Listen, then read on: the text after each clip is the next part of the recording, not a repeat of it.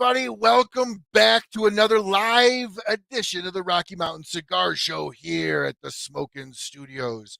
Thank you so much for joining us for another fantastic week. We've got a great guest, and I may be able to even squeeze in a little surprise guest later on. It depends how much the main guest we bring on even likes the surprise guest to begin with. So I'll be honest with the surprise guest. No, I'm just totally kidding. I love both of the people coming on and very, very happy and excited to bring Alan back on the show. I am smoking something that I have been itching to try, and now I absolutely get the opportunity to because he's coming on tonight, and I've been saving it for this one show since the Great Smoke back in March. But I will let Alan explain to you what I'm smoking. Just getting rid of, getting some of the show business out of the way. Hey, how you doing, Bruce? I tell you what, if I took another Thursday night off, Bruce just would not know what to do with himself. I love this man. He is loyal to the show. He's a loyal friend.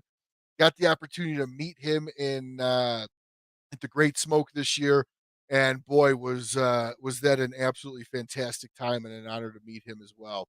So, big shout out to all the sponsors that remotely make this show possible. And we have BAMF Cigars. We've got ROCF Cigars. In the description below, you will see a promo code. Please use it. It's 15% off the entire site, everything. There's nothing off limits. Jump over, use that promo code. I get nothing for it. So please utilize it, take advantage of it. Ish has such a huge, huge catalog of cigars. Jump over there and see what you can fill up your cart with. We've got Kristoff Cigars, Sagrado Cigars, Micallef Cigars, Big Sky Cigars. We've got Cornell and Diehl pipe tobacco, with my favorite blend being the Autumn Evening. We've got La Aurora Cigars, West Tampa Tobacco. Had the opportunity to actually sit down with Ricky about 2 weeks ago when I was in Florida for about 2.5 hours. And man, let me tell you, he's forgotten more stuff about tobacco than I think I will ever remotely even attain knowledge about. The guy is just so smart and just a genius when how he talks about tobacco, the cure, his process. And well, he didn't go too much into his process, but his understanding of how to better the process, very, very good. So definitely check out West Tampa. We've got Steve Saka over at Dunbarton Tobacco and Trust. And of course, we can never forget the big guy, Abe DeBabna over at Smokin' Cigars. Jump over to smokin.com and check out their Cigar of the Month Club. It'll be the best damn Cigar of the Month Club. I absolutely promise you that. And if it's not, you just got a 5-pack of cigars for a great price. Wait till the next month, and I promise you it'll be filled with something you'll like. Either way, they are always going to be fantastic cigars, in my opinion. And I think he's right now one of the largest, if not the largest, cigar subscription with the longest running active subscriptions currently. So that says a lot, and that says a lot to the quality that he puts into it. So jump over to Smokin' Cigars or smokin.com. Sorry, guys, I'm a little off tonight. But anyways, back to kind of a little bit more of the show maintenance side. So if anybody is going to be here in the Colorado area, July 26th, please do yourself a favor. You're going to want to come to the best night here in Colorado. It's the Rocky Mountain Cigar Night, and this is our 3rd annual event. This is going to be held at Salton Acres. It's benefiting Shadow Warriors Project, the same group that we benefited and raised $30,000 for last year. Every sponsor on this show was a part of that. Every sponsor on this show was integral in helping that goal be successful. Tickets are only $150 a person. Last year, we were able to give away 9 cigars, a bunch of swag, a commemorative coin. We had live music, open bar, appetizers. It's not a dinner. It's so definitely come after you've eaten. That's why it's at 6. But definitely please come. It's going to be a great night. We're looking to try to raise enough money to provide 2 dogs next year for this amazing event. And the dog that we raised money for last year will actually be at this event this year. And we are going to be presenting this dog officially. Obviously, the vet will have already met the dog and trained and worked, but it'll officially be his dog at the end of the night. So, looking so forward to seeing everybody there that made this thing successful. My gosh, this was just kind of a dream up that my partner and I had. And first year we did 8,000. That was the number I was looking for. That was a personal goal. Second year we did 30 grand. I can't even imagine what this thing is going to be like in a few years and how much great the cigar community is going to be seeing giving back to the local communities, because this is a Rocky Mountain event. So we're trying to keep this local shops to the Rocky Mountains, as local to the Rocky Mountain environment as possible, which is why we are doing a benefit for soldiers, because so much of Colorado is soldiers. So definitely check us out. You can go to eventbrite.com, buy your tickets. They are flying fast. I don't think there's a whole lot left. So if you're going to come, make the trip out here, spend a weekend. It's on a Friday. That gives you Saturday, all day here, Sunday, fly home Monday. There's your whole weekend. Come on out. We'd love to have you.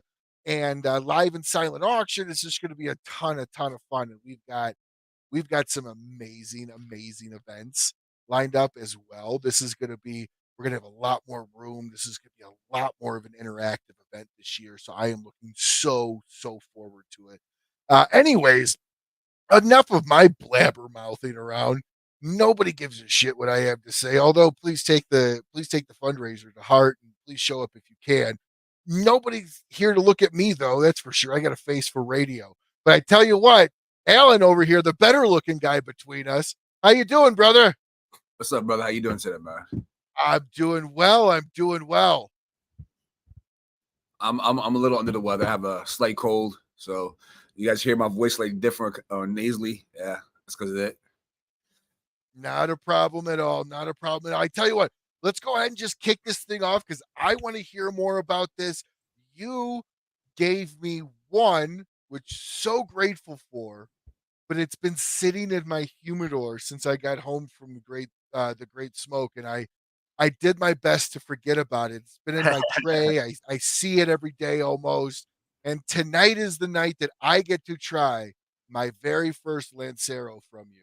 And Yeah, I am super excited. Tell everybody what this is in our segment sponsored by Dunbarton Tobacco and Trust. Now, what are you smoking tonight? Thank you so much, Steve Saka, for sponsoring the show. And go ahead and let us know what this is. So you're smoking right out of the Jerry Habano. So that is our Ecuador Habano blend, right?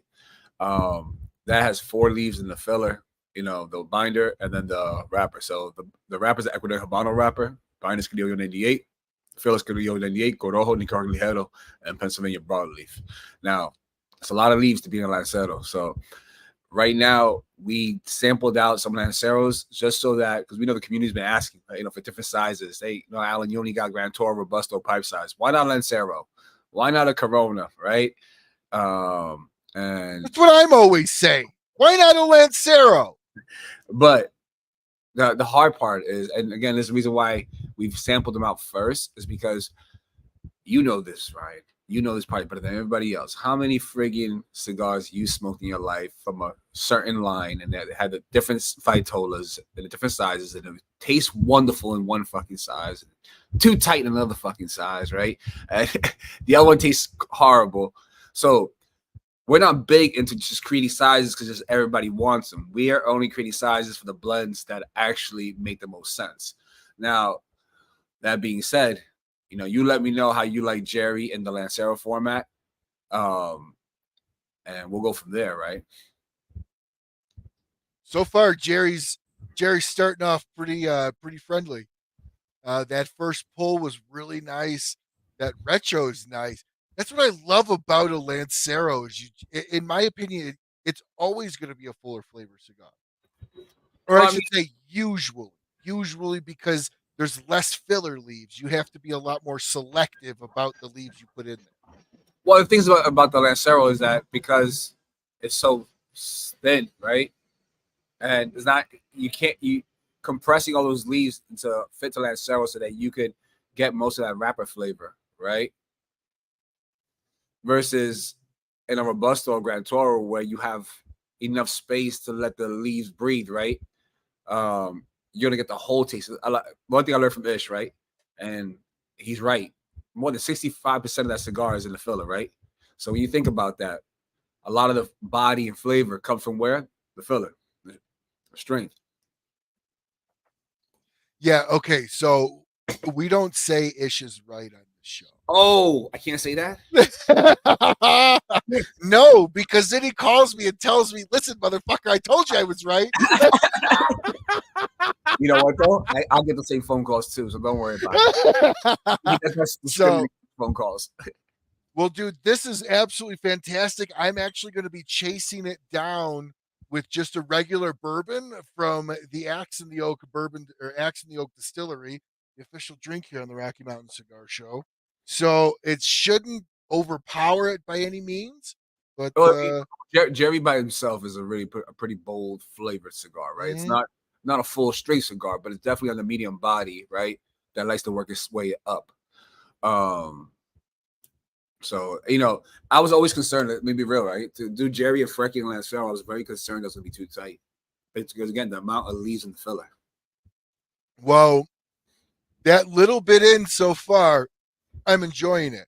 What are you smoking? Well, I'm smoking one of my test blends from the Blackbird factory. I would be smoking one of my test blends from the BAMF factory, but I didn't stop on his house on the way back coming from Chicago because I was too exhausted. I don't know who got first. I need to ask him if he joins tonight. Who got home first, him or me? Because we both left on Monday from Chicago, right? But I think he left later than me. I got home. My wife and I got home Tuesday night, like 11:30, and we left Monday afternoon, like at 11. Wow. And we drove straight. We sat at the rest stop, and that was it. Wow. That's a heck of a drive. I've done the drive from Chicago to where I live, and it's about 15 hours. I've done that a ton in one go. I bet you the longest I could probably go is I'd like to think I could maybe do 21 because I could do 15 no problem. But it's always that last couple hours where you're like, because 15 is when, at least for me, hysteria starts kicking in. So, like for instance, like I'll let's say I start at 5 in the morning, right? I could drive to about midnight. Okay, obviously making a shit ton of stops, stretching, because the key to driving so long, guys, is stretching. I know this is a live about cigars, but yeah, listen, there's a part of it. I mean, road trips is a part of it. A live about life. Look, guys, let me say on this road trip, on every road trip my wife and I've had so far in the past, I don't know, maybe 3-4 months. Well, we're April now, so that's like 5 months, right? We have a story where Spanish Berry Blanco. We have a story for every road trip. You know what I mean? So for instance, the last road trip, my wife and I, if it wasn't for God and my driving skills, we would have been a horrible car accident. We were coming up Route 65 North in Indiana, okay? And going up 65 North while it's raining, okay? Foggy. At 65, the roads are horrible, okay? And, bro, a pickup truck comes to my left. I hear the wheels spinning. It starts to hydroplane. I don't know how to explain it to you guys. I saw everything in slow-mo. Like 10, 15 seconds felt like it was like 3 minutes. Oh my gosh. Because I'm in the middle lane. Luckily I had all-wheel drive. I see him about to slam into the ledge to the rail on the left side. I'm like, fuck, what did I do? I get everything slowed down, right? And I'm like, if I hit the gas, I'm probably gonna hydroplane myself really hard right now. Okay, what do I do? As soon as he hits the railing, the car comes my direction, out of control. I saw nobody behind me, not that close to me. Obviously, we're on the highway. And now someone to the right of me. I went right, hit the brakes. He was inches from smacking into me. He caught the wheels caught in. His back end tailspin. I hit the gas a little bit, I try to go left. He almost hits me again. I had to hit the brakes again. Okay. So then hydroplane myself a little bit from the back tail, caught it. Then I went around him. And then he hit the other railing on the other side. And he stopped. So Jesus. if he would have hit me, it would have caused an avalanche of cars from behind me, A. And B, I don't know what the hell would happen. But let me tell you something. As soon as I got around it and I kept going, I yelled, woo! I was like, holy shit. That is too much. And every road trip, I have a story. That's some bullshit. I don't want to have a story. Wow. Well, I tell you what, while you're on it, because that's insane. What is the craziest road trip story since you've been selling cigars that you've got? Well, that you're willing to share. That's one of them because my wife and I, let me tell you, we were scared shitless. Let me tell you. That 5-10 seconds felt like forever in slow-mo. Okay. You had to replace the seats in the car. Yo, let me tell you. And the fact that it didn't touch me, and every time it could have touched me, and the fact that it was in slow-mo, it was ridiculous. If I was driving my wife's vehicle that wasn't all-wheel drive, we would have definitely smacked at him in the first one. Definitely. Wow. That's intense, man. Well, I have a silly one. Like on my previous road trip. Go ahead. On my way to Vegas, bro, we're going, I think, either through New Mexico, or it was just before New Mexico, Texas, one of those two states. But I was driving. It was like midnight already. I don't know how many miles I'm in. I'm on the highway. And next thing you know, a fucking raccoon jumps in front of my fucking vehicle. Oh, hit it. On Route 10. Okay? No, Route 10 turns to Route 20. Sorry. So I saw him. I swear I can't make this shit up. Again, slow-mo. I'm driving. Raccoon jumps in the middle of the road. The high beams hit him. The motherfucker did this. Again, I can't make this shit up. He covered his eyes. Right? No, and I saw that. I was like, get the fuck out of here. Hit the horn. Hit the, I knew something was behind me at that time of night. I hit the brake, hit the horn. Man, by an inch, I didn't fucking kill that raccoon. And the funny part, oh my God. When he covers his face, he realizes it's a I'm about to die moment, and he runs back the other direction. That is insane. I tell you, dude, raccoons, I gotta say, raccoons creep me out, dude. Raccoons creep me out. They got human hands. Everyone's seen the video of the raccoon walking up to the dog dish, just like the fuck you are, exactly. Berger grabbing shit, I tell you what, anybody that ever says they can take on a trash panda, I always tell them just corner one. Yes, by the way, that was a shout out to Kevin Shahan. Yeah, the trash panda. Yeah. So, those things are nuts. On the same road trip, that's the following evening, where we get to Flagstaff, Arizona. We're on the last friggin' 4 to 5 hours. He's probably seen 10,000 times more than I have, right? So on the same road trip, about 4 hours on the way to Vegas, the temperatures start dropping. 40 degrees, 38 degrees, 37, 36. As I keep driving, I'm like, shit. Tell my wife, babe, I hope I don't see snow. There's no cars in front of us, and there's no car behind us. Well, guess what? Temperature drops to 30, below 30, and it starts snowing. And as I keep driving, I said to my wife, now I was using her vehicle this trip. No all-wheel drive, and the treads on one of the tires is completely gone, almost completely gone, right? I'm like, babe, we got to pull over. She's like, why? I'm like, because I want to live. And there's no cars in front of me, and it's going to keep snowing. So we pull over, go get off the stop, and it gets worse. When I pull over, there's already 3 inches of snow on the road. Jeez. So to go 2 miles to a gas station just to sit it out took almost a half hour because her car kept tail spinning, just going like 5 to 10 miles an hour trying to you were swimming. Yeah. That's always fun. I tell you, the scariest experience I've ever had swimming in a car. What's up, Bruce? Is a Crown Vic. A Crown Vic will make you butt pucker when that road gets a little wet because that thing just wants to break loose on the back. I used to throw sandbags in the back of it in Illinois and you'd be going down the street just fine. All of a sudden, be like, shh. You're just trying to like I was just going straight. I didn't turn, didn't do anything. Would just break free.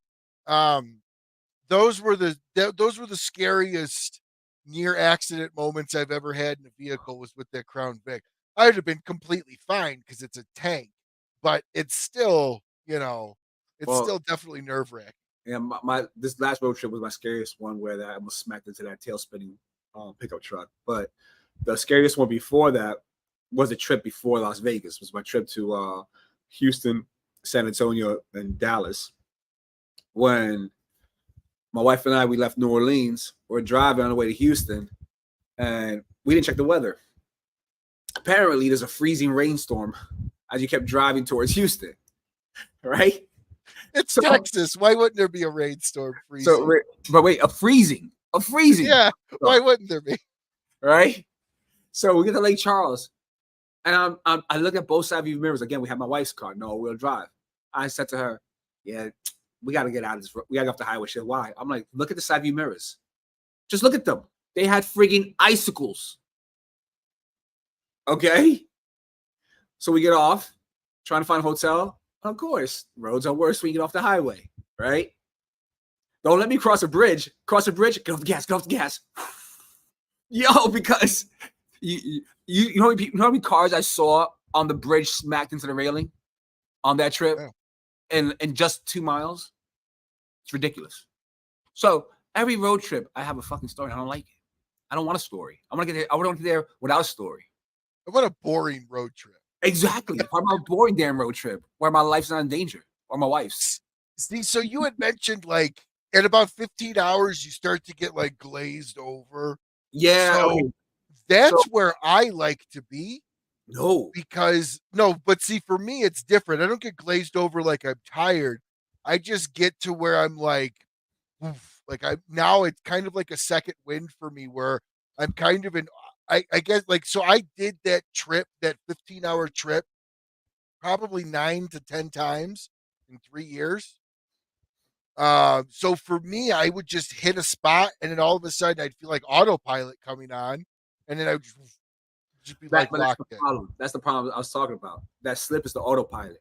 What the thing is, when you're driving, I don't know if you get into it, but I get to that autopilot mode, right? And the longer I'm driving and then I get exhausted, I wouldn't even know how I get point A to point B. I'll be like, how the fuck did I got here? Like, right? It's like, you know what? I think I should pull over at a rest stop. I think I should sleep for a couple of hours because I don't even know how I got here. Well, I tell you what, you had mentioned that your trip before Vegas last. So let's talk about the Vegas trip, the PCA trip. Last year, unfortunately, PCA wasn't the biggest success for you. No. Properly because the BCA. Well, it wasn't just the BCA. I'm not gonna try to go negative. It really wasn't just because of BCA.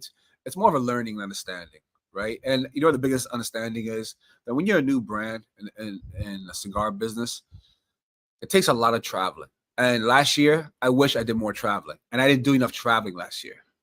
Unlike the end of last year and now, so far between now and January, I've literally been traveling 2 to 3 weeks out the month. This is gonna be my next week that I'm off, essentially, of traveling, unless someone calls me and says, "Hey, cutting light," because our cutting lights will start to June, in Texas. So that being said, hopefully I'm not driving anywhere for the next 2 months. Maybe I'm going back to DR, right? But hopefully I'm not driving anything long distance in the next 2 months. Well, I'll say it. You learned a lesson last year.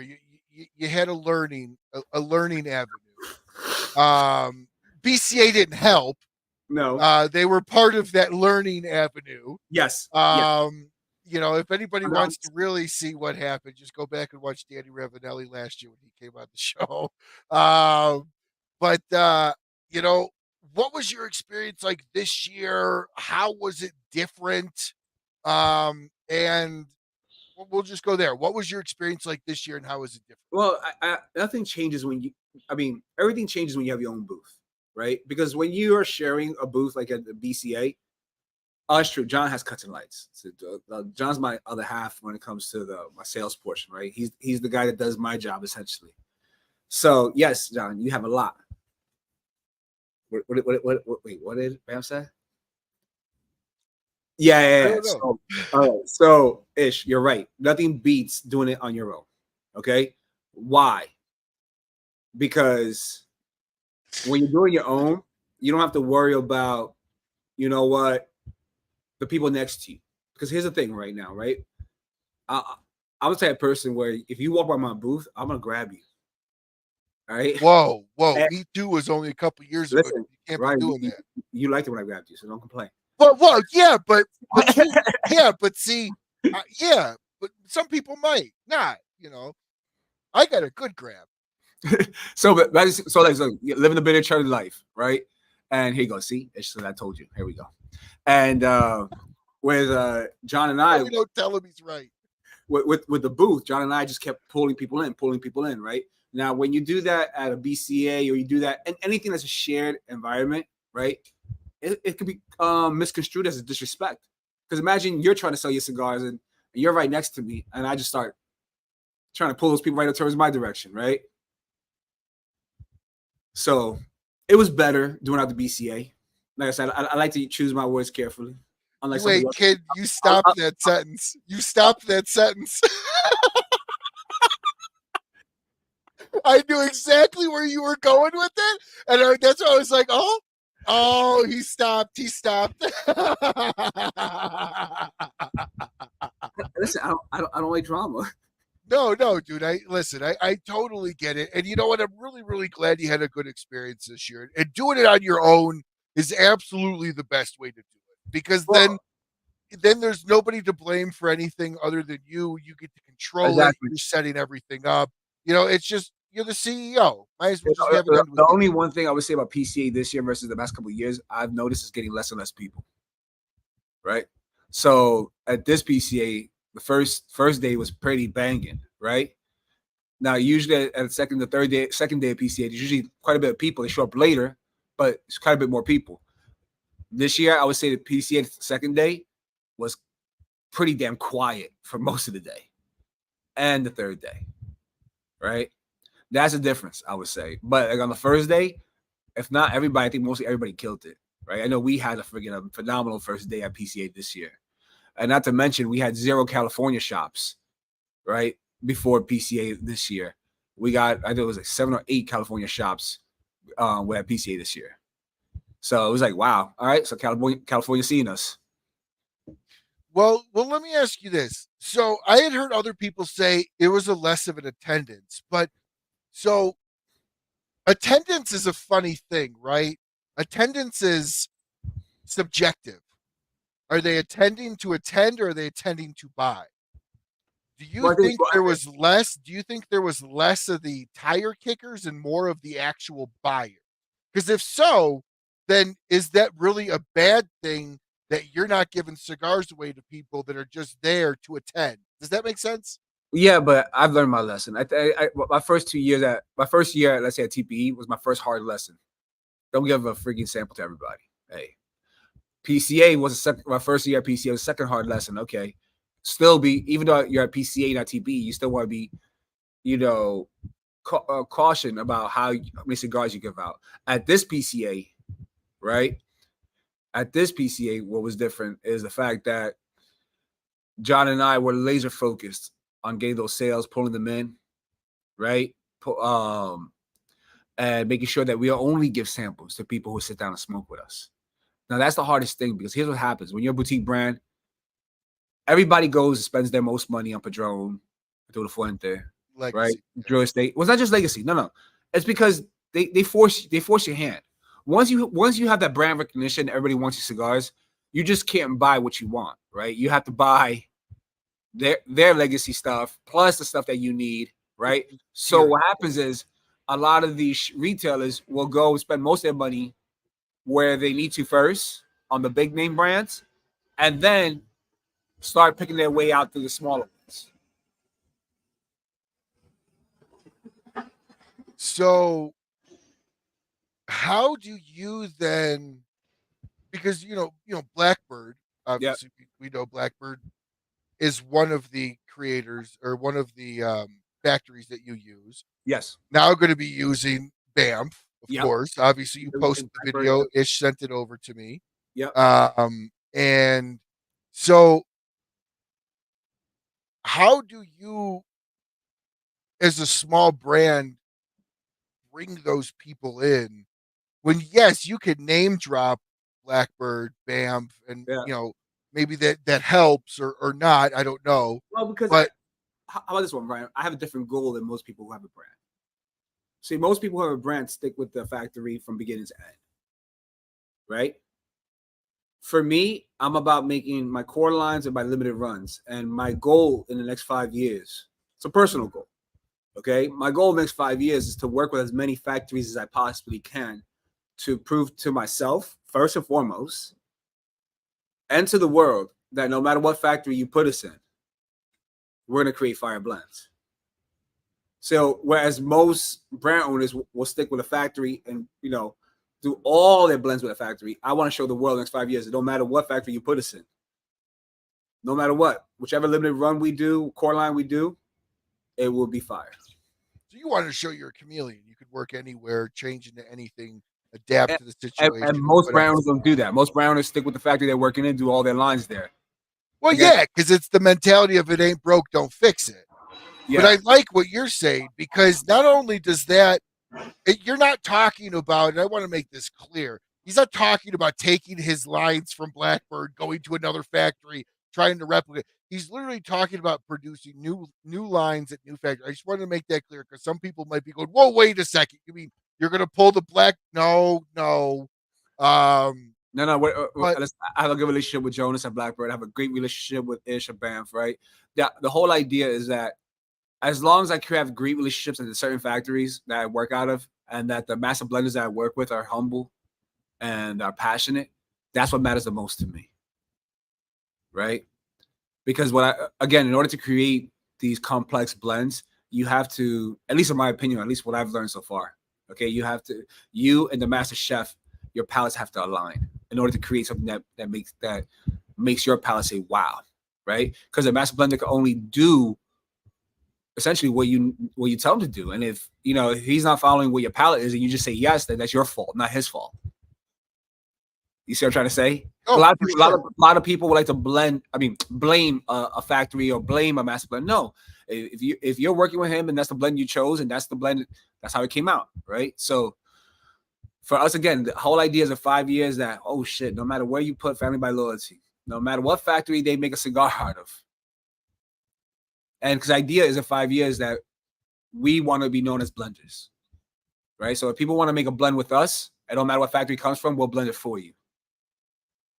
Okay, so let's focus on that for a second. When you say you want to be known as blenders, are you yourself taking the steps to work yourself into that blender role? I know you are to an extent, but are you going to jump into that as a master and take the steps to where people can give you, because it's never a title you take yourself, but people can eventually give you the title of master blender. Exactly. And I don't have that title, right? I don't deserve that title yet.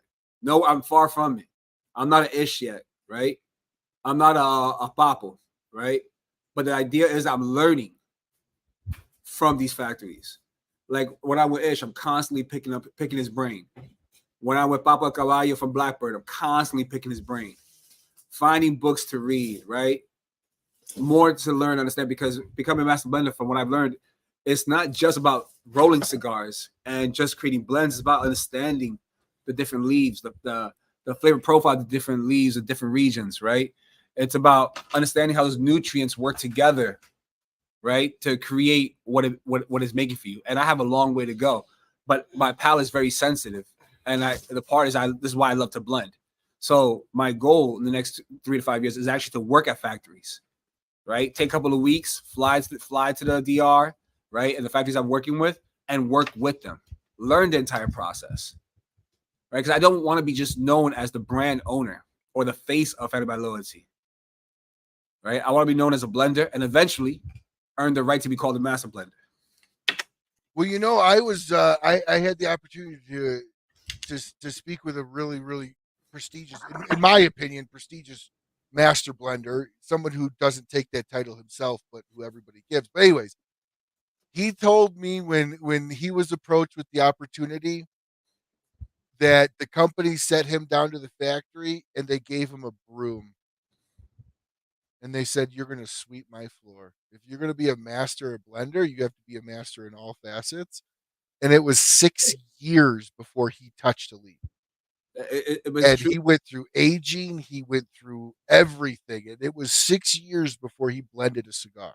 Now, the cigar he blended completely transformed the company and changed around the entire company. But yes, Well, like it's the thing is, intense. how passionate, how much you want to learn, right? And that's the Hmm. thing. Like I told Papa, I even talked to Ish, like I will go there and work. Don't even trip. Like I'll go there and work. Why? Because I want to learn every little piece of it. I don't want to be just the face and brand owner, right? Someone who's creating blends with a master blender. I want to be the person creating the blends myself. Yeah, that's, oh man, that sounds like it's so much fun. And people are like, "Oh yeah, just go down there and roll up some leaves. And here you go." You have no idea the actual complexity that comes with creating something like that. Well, the thing is, it's about humbling yourself, right? Because yeah, I'm a brand owner, right? But I'm willing to work at a factory. I'm willing to do anything. Why? Because life is just another day. It don't matter where you're at financially in life, where you're at, in your career. What matters is can you humble yourself where you need to be humbled, right? Yeah, absolutely. And it better yourself where you could better yourself and take that opportunity to Look learn. what Isha said, right? He's right. Let us take 10 years doing so. Master let it take a lifetime, right? Like for instance, when I work with Papo is the person I know with 50 plus years of working in the cigar world, right? And more than half his life in the Davidoff factory. But he's one of the most humble, passionate people I have met in this industry. That he's like an uncle to me, somebody I cherish. You know what I mean? And that to me is the type of person I like to work with. Well, you have a big fan here of Richard Beard Jr. telling everybody, go tell your local brick and mortars. Everybody, you're watching the show, tell your local brick and mortars they Appreciate it. need to bring in family by loyalty. Because like Uh, it's something like Ish said, right? And something Bapo said. When you're rolling cigars, a textile, right? It's about doing it 1,000 times over and over and over again, right? So, and that's what I'm saying. Like I am humbled by the process, and I am how you say I'm like a kid in the candy store every time I'm in DR. I'm asking a shit ton of questions. I'm annoying the master blenders. I'm annoying the rollers, right? And I'm not saying annoying because I just love asking questions. I just love, love, love asking questions. The more and more I learn, the better it is for me. See, I have a feeling if Ish ever brought me down, they would just ignore me and be like, "I don't speak English," even though they probably do, because I wouldn't know the difference. Because I barely speak English, let alone a different language. But you are fluent, right? Well, I, Spanish. I speak fluent Spanglish. Oh, hey, well there you go. That's better than what I can speak. Um, I would love to go down to the factory. I would love to go and spend a couple days down at Ish's factory. I think that would be so much fun. And I'm It gonna is try to get him. hanging out there with Oscar and his team is fun. It's nice. It really is. I mean, Ish wasn't there because he didn't have time for the Puerto Rican, but That's why it was fun. I was there with Oscar having fun. When he goes on the call, he my balls. Hey, it's not a problem. I bust it. We bust each other's balls. We all bust each other's balls. We're all good friends, everybody. Well, So at least Ish could speak way better Spanish than me. Trust that. Ish 1,000% speaks better. like 100 languages, and like one of the rarest languages in the world. There's like 5 people in a section of Spain that speak this language, and he's one of them.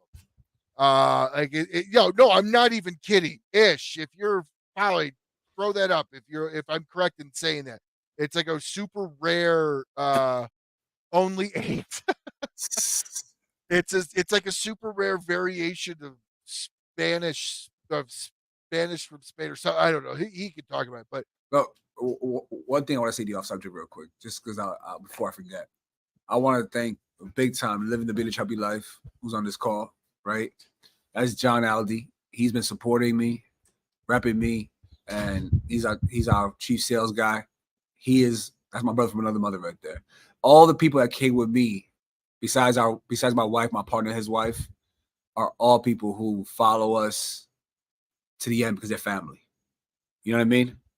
Like I had John Aldi with me, Bruce with me, Daniel with me, right? Francesco with me, right? These are all these people, right? All have my back, have the team back, right? And that's what I love. You know, I just want to say I love about this industry is that all these people I've met through IG, all these people have become my family.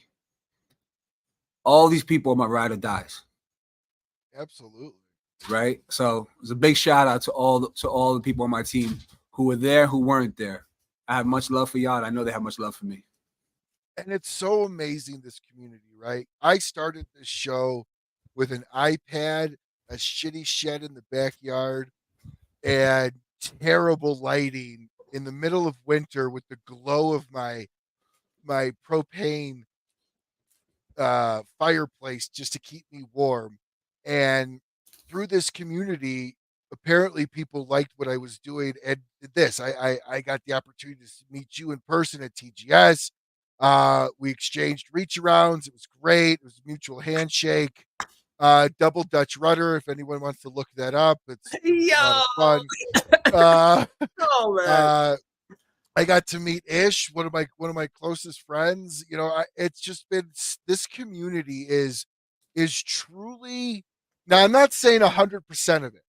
Okay, there are shady, shisty people in this community. All right, without naming any names, there are a lot of shady, shisty people, but the vast majority of people in this community are absolutely amazing, off the charts, give you the shirt off your back, will show up with product if you need it to help out. I say this all the time.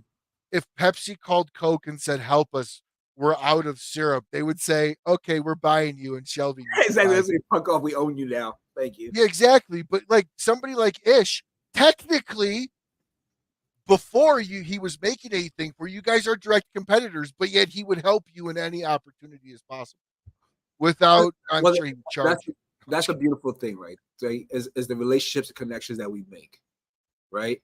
And one of the biggest things is, and I'm gonna say it like this, okay?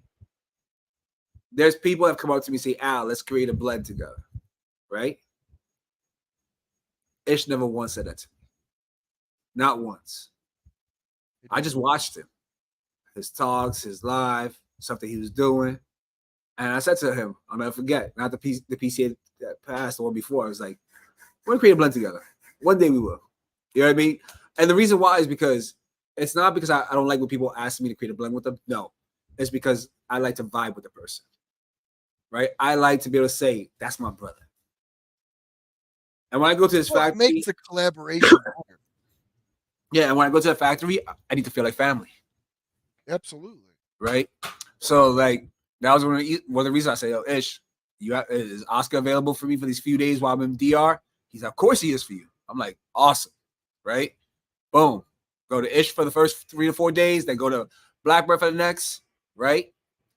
And it was amazing. No, it is. And again, like, I have nothing but just incredible things to say about this cigar community.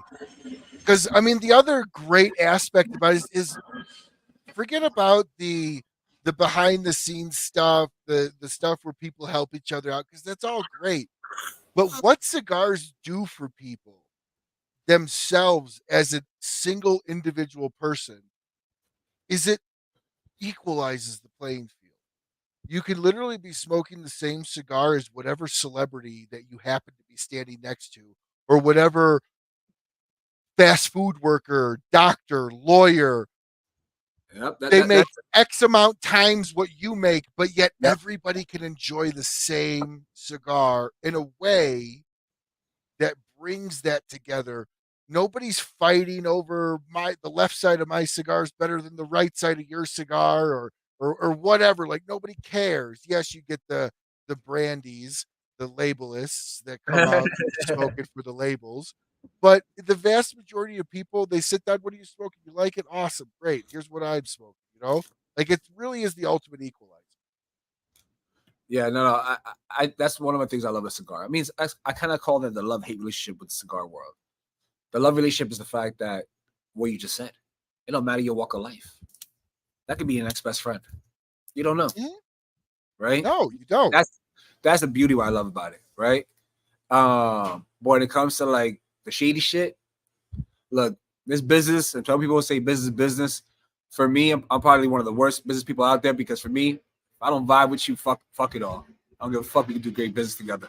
If you don't follow my moral aptitude as far as how I feel, behave, guess what? I won't work with you.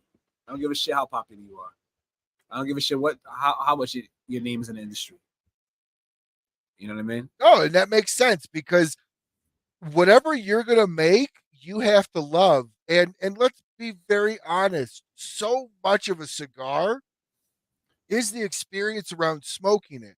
Meaning, you could have an incredible cigar and have a jackass sitting next to you that ruins that experience. And now when you go back for that cigar, you're going to be thinking about potentially that previous experience. So if you don't vibe with them, you're not going to ever make the experience that you want to have, because you're not having the experience that you want to have. 100%, right? And that, but that's the beauty though, and that's another thing that I'm enjoying, is that when you work with different factories, you learn different processes, different styles, right? You meet different personalities, right? Like, I'll give you a prime example. When I was at the Blackbird factory, the lady that works there, they call her La Reina. She's the one who serves everybody, their drinks and the coffees and breakfast, meals. And she started serving us this tea, hibiscus, ginger, honey, something else in it. Bro, we're talking about a palate cleanser. So I don't need drinks. I don't need alcohol. I don't even need coffee. This one particular tea, I just need to have it every time I'm blending. It cleans the palate in every sip. So hold on, wait a second. You mean to tell me Ish has like free coffee and stuff at his factory? I didn't even get breakfast when I stayed the night. At Ish's factory, I got coffee. But at the Blackbird factory, I didn't even get coffee when I stayed at his house. No, I'm totally. Blackbird factory, I got coffee and tea. Well, actually, no. Ish, when I walked into his house, he goes, "Whole house, a humidor, grab whatever cigar you want and light it up." Yep. So, but all right. So, can we talk about anything coming up? Meaning, did you show anything at PCA that we can kind of touch on a little bit? Talk about when some stuff might be coming out, maybe when this is going to be released in a box, because I really like it. So right now we're in the process of blending with Ish, right? And so right now I can't talk too much about that until our line is actually completed and ready to go. So right now we're in the process of creating blends with Ish, right, for a limited run. We're also in the process of creating a budget line with Blackbird as well, for Family by Loyalty. Budget line. Okay, hold on 1 second. Let's touch that for a second. That you don't see young brands like you doing a budget line.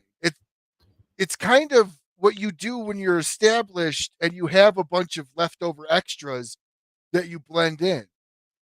What's the idea behind the budget? Well, it's a few different. Does that make sense what I said? Yeah. So it's a few different things. One is that because, hey, look at the economy. Let's be real, okay? All my cigars they range between $10 and $14 currently, right? And that's in a 0% sales tax, right? So it depends on the state that you're in. So the idea is, don't talk about Dirty Girl. I'm not telling the names of it. Relax. But the budget sticks that we're working on, the whole idea is, okay, I cannot create. John, he's telling me I'm going to caress that information. So the idea is to create a blend that's not so complex, to keep the price point of that blend down. Mix filler? No. It's going to be still long filler. But again, Okay. the complexity I'm talking about, because my core line, everything on my core line is complex. The way they start is not the way they finish, right? They all have transitions. In order to do transitions like that, you have to pay for all the leads you're using, right? That's true. So, and the budget line, the idea was to create a couple of blends that don't have as much complexity, but are still medium in body to full in body, but as far as medium strength. Okay. But not as much complexity. Yes, the way it starts may not be necessarily the way it finishes, but you're not going to get all the complexities that you get from the core line. So it's your core line, but a light version. Well, in the sense of it's a no, I get that, but right. You're getting your profile in a less expensive cigar, Yeah, but it's not going to be as top of the line, obviously, as the others, but it's still going to be long filler, which is for a budget stick. You don't hear that very much. You hear mixed filler. Yeah. So that's a huge plus. What are we looking at pricing? At the price point, at the MSRP, the price points be between $6.50 to $10. Dude, that's perfect. All right, between $6.50 and $10, the price points that we're shooting for, depending on the blend that we're working on. Right. Okay. And as far as Ish says transition, yes, he says I used the wrong word. He says transition is not the right word. I forgot the word he said, but basically the cigar changes in profile, right, as you keep smoking it. And the budget lines, they don't have as many changes in the profile, right? Because again, we're working with less leaves, and also, you know, you pay more money depending on the leaf and where the region it comes from, the country comes from, right? So it's about creating blends that are still, like I said, medium to full in body, but medium to full in strength as well. But again, less complexity. Right? I'm gonna use that word. What you just did though, and this is great for your line, because your cigars in my state, we're going to be having a 67% sales tax. All right, that's going to put your $14 cigar like $18. Yep. So what you just did was allow people to entry level taste your profile. Yes. And then go, okay, I've had Jack Daniels. Let me try Jack Daniels Reserve. And I'll spend the $80. So now you get it right on that bottle. Now you 100% get it. That's the goal, right? So that's good. The goal is that our budget lines are to create the fame for us, right? Because people see our core line on the states that have a higher sales tax, right? They're like, I don't want to spend that money on a cigar, whether they had it or not. But they start having our budget line or budget friendly line, right? I say, wow, they make some damn good cigars. I wonder how the core line tastes like. Boom, right? That's the goal. So then you could do bundles or boxes? I'm doing both. So on the 10 counts, I'll be doing probably either a cardboard box, probably to keep the cost even lower. The whole idea is not to reduce our branding, because we love our branding, right? Sure. But at the same time, try to keep the cost as low as possible. Dude, do paper bundles. Everybody's coming out. I mean, I literally have boxes in here, dojo stuff, Steve Saka, paper bundles. No, and that is the great way to do it. That's nothing. We're going to have bundles, but at the same time, we want boxes for our budget lines, even if they're cardboard, because again, we want to start shipping out to Europe. We want to start doing a business in Europe. Okay.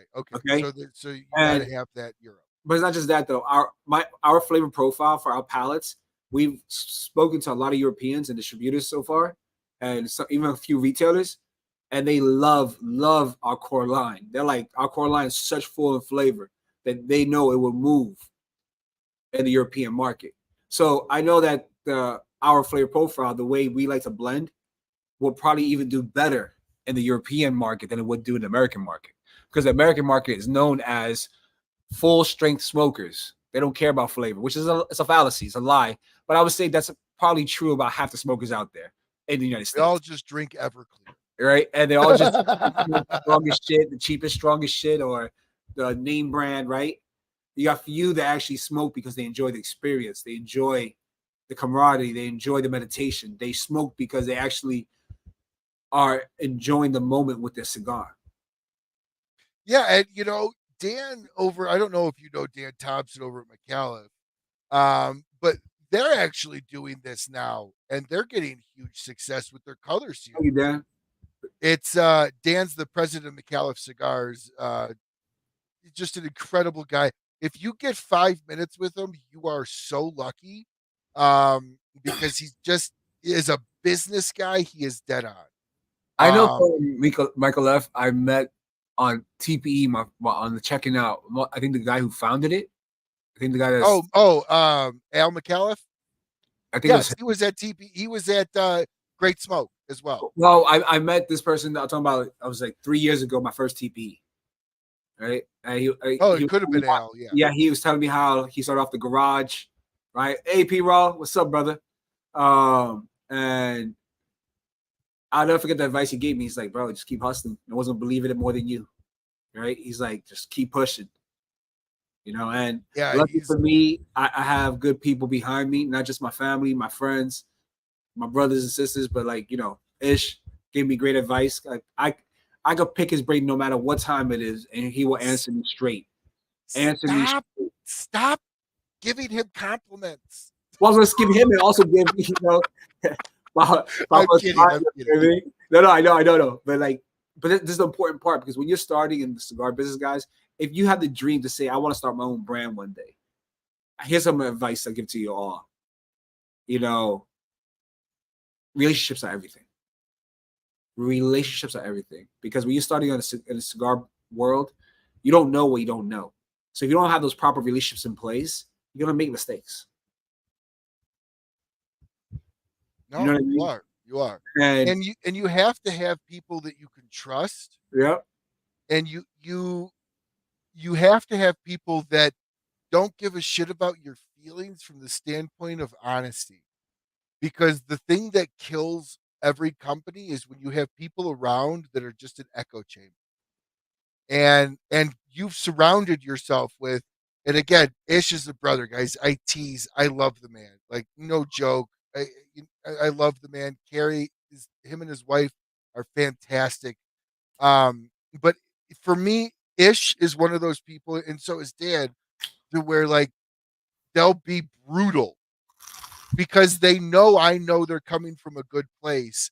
And that's really the best way to have somebody in business is you want that challenge. You want that pushback. So being that you run the company yourself, you are the CEO, you do have a business partner.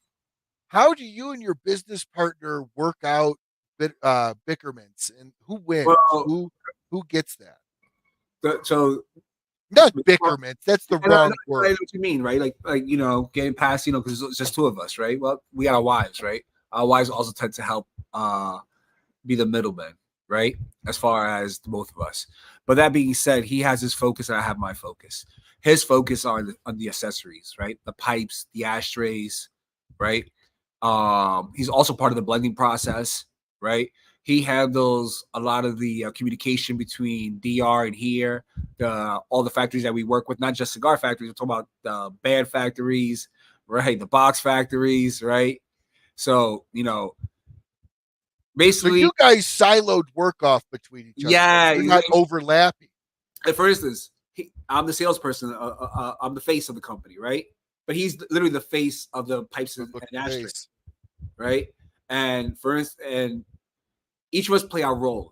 That's the best way to put it. Every once in a while, we'll get involved with each other and be like, okay, well, I don't like this. Well, why don't you like that? Well, okay, let's talk about this, right? But essentially, when it comes down to it, he has his lane, I have my lane. Does that make sense? It does. So let me ask this. You had mentioned where the lanes do cross is in the test. They do cross. Is in the blending.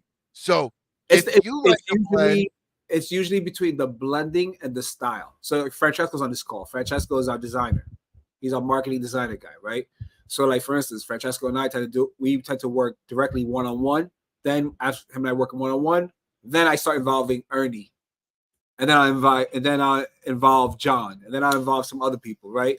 Why though? Because that's the part that, you know what I mean, I work with these people with directly. And then Ernie, he's the one doing the designs of the wood and making the magic with the wood, right? But at the same time, he works with Francesco as well with design ideas, right? At the same time, he works with me to say, hey, Al, how did you like this?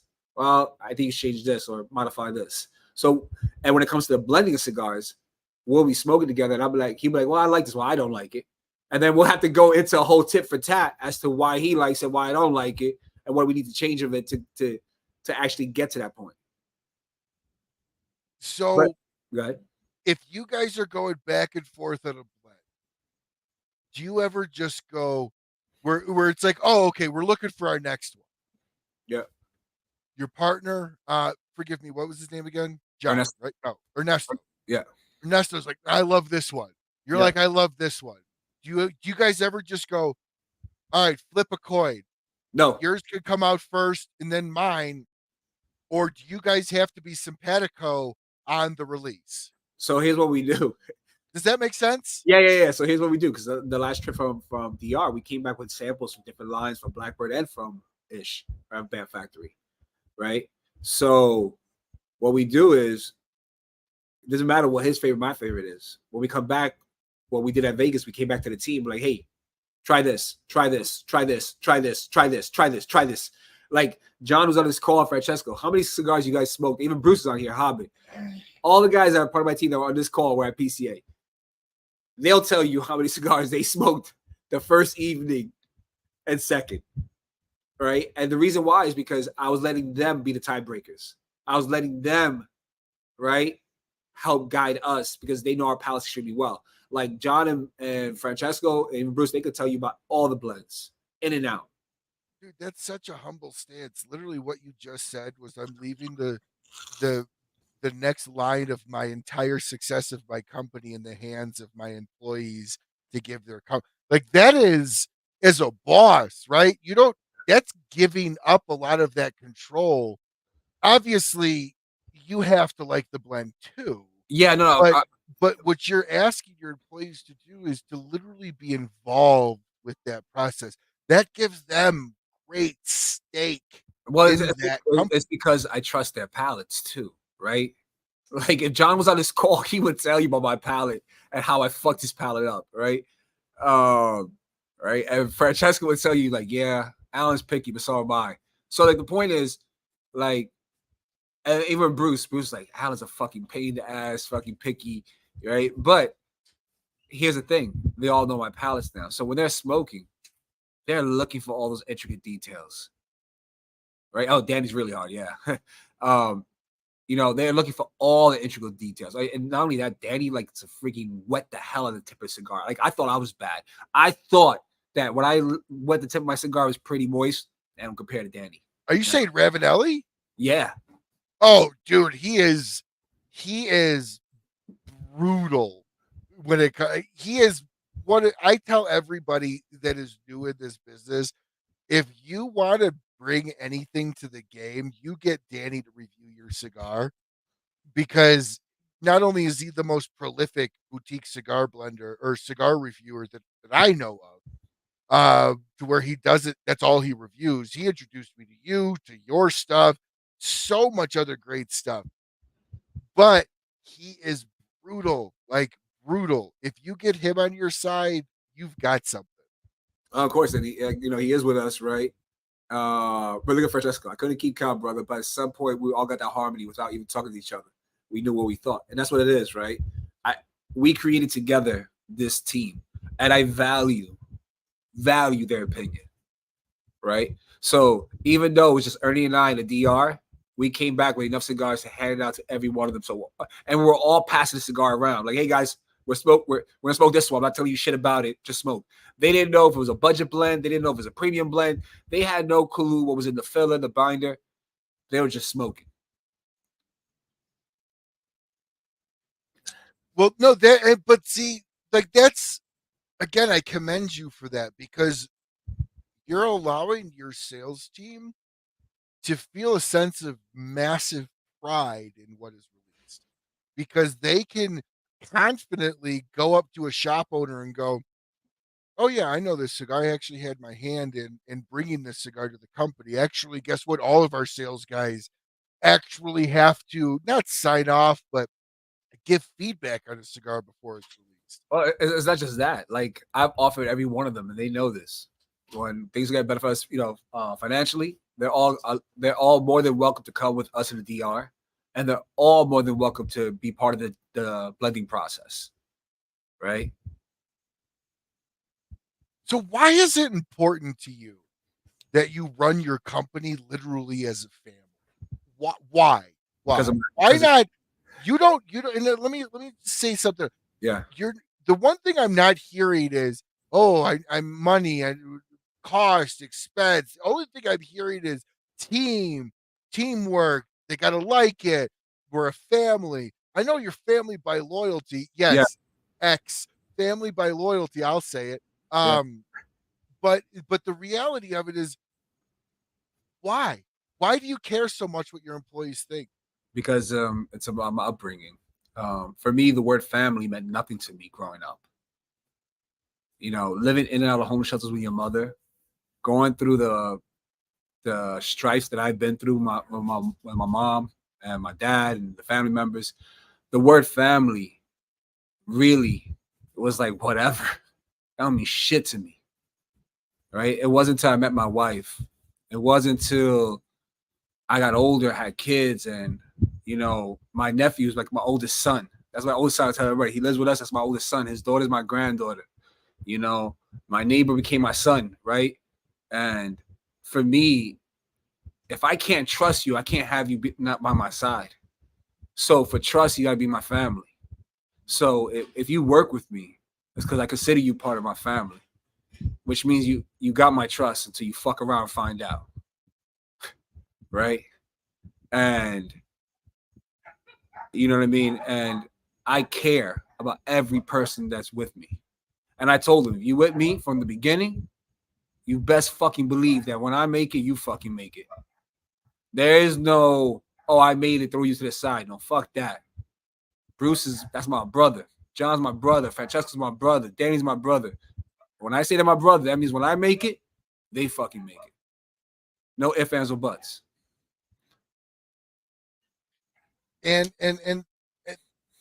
that's amazing, because you literally, again, I love your story.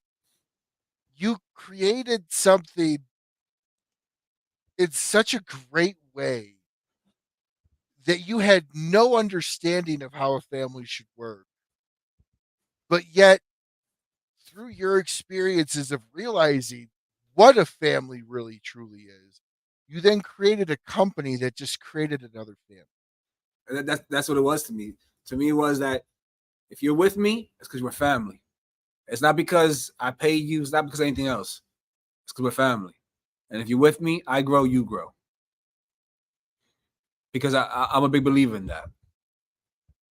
So obviously, one of the ways you're growing, and this is all over the pages, your page, Yeah. and everything else, is you have finally come into, and I think this was a couple months back, but the Humi packs. You have released a sampler pack. Oh yeah, 5 I packs. saw on your Humi pack. I call them a Humi pack. Yeah. A sampler pack. Those are selling like crazy for so many companies because they're just literally like a register grab and go item. How are they working for you guys? Are you guys seeing that grab and go success? So yes and no, right? Yes, depending on the shop. No, depending on the shop. There's shops that move 5 packs like crazy, and the shops that don't. And that's the biggest thing is that it's understanding your clientele. Every time you walk to the shop, you don't know the clientele you're walking into, right? You can walk to a shop where there are box sellers, which is rare these days, but they still exist. And then you have shops that only sell old school lines. Then you have shops that their walls, when you walk into the shop and their centers, full with sample packs, right? And then you walk into the humidor, and then you have the boxes. It just depends. It really, really depends. So how do you determine what a family by loyalty shop is? Well, Because I asked the question like this: if 1,000 shop owners came up to you and said, We all want your cigars. Clearly, you don't have the ability to do 1,000 shops like that without having some sort of a delay in that. Of course, So, I mean, if 1,000 shops came today, I would be like, I could fulfill quite a few of them, but not all 1,000. so then what is Alan's family by loyalty process of actually having a shop that fits that vibe? Well, the thing is, like I tell everybody, and John and Bruce, they all heard this. Francesco heard this. Is that when you walk into a shop, try to do your research on the shop first. Try to understand the clientele, the owner, right? Try to understand what they sell. B, we don't beg nobody. You walk into a shop, if you feel like they're just placating you, have a good day, walk out. Right? No, none of that old school sales mentality about being on top of it. No. Because here's what I learned. And all my sales guys know this. The relationships that you create are way more important than getting my cigars in the damn lounge. Correct. Okay. Yes. What I tell all my salespeople is that I want every one of you to create your own brand. I want every one of you to have your own successful brand. I'm not talking about cigar brand. I'm talking about their image, their brand, who they are. They build that. They build family by loyalty and themselves up. Again, I'm a huge believer on my people building themselves up and me helping them helping me. Absolutely. That's what a family does. A family is a mutual buildup. I mean, a family is a business in itself. If you think about it, you know. The thing is that people you got an HR department, your mom, you have a disciplinary department, your dad. But here's the thing, though. The people I have on my side are all passionate. Absolutely. The people I have on my side are humble, passionate, loving, ball busting, amazing people. You know what I mean? Now, how do you hire? Because I'm curious, because you are selective, you do bring on. Is your hiring process, we got to hang out for a bit and then I might offer you something? No. Or is your hiring, do you actually like send out something on Indeed and say family by loyalty? No, because right now everything we do is based on commission, right? So we don't have anything salary right now, right? That's number one. Number two, it's the fact that it's about meeting you in person. It's not just a person on FaceTime, on a live, whatever. It's about trusting you. It's about trusting you, trusting your palate, trusting your judgment. It takes a while. Okay. I've worked with a lot of people who have great intentions. I won't say anything bad. Okay. But having great intentions, cigar business only gets you but so far. Okay. No, that is true. That is true. Okay, great intentions will only get you so far. So having that trust factor is imperative. Like I trust, like the people you see on this call, living the bearded chubby life. I trust him implicitly. I trust Bruce implicitly. They can make decisions on my behalf, and I'm not gonna get pissed off when they're doing sales. Why? Because we created that bond, that trust. Does that, you know I'm going with, right? No, absolutely. He's looking out for your best interest, not just for his dollar. He's looking out for the brand's best interest. And I tell you, that's a lot for loyalty on somebody that's commission only. So look at this real quick. I started off with Miyagi. Miyagi had to move over to Blackbird, which is fine. We're still family. We're still brothers, right? Miyagi put me in touch with Bruce and John, and Bruce and John were headstrong and saying, I'm going to show Alan that we love him, we got his back.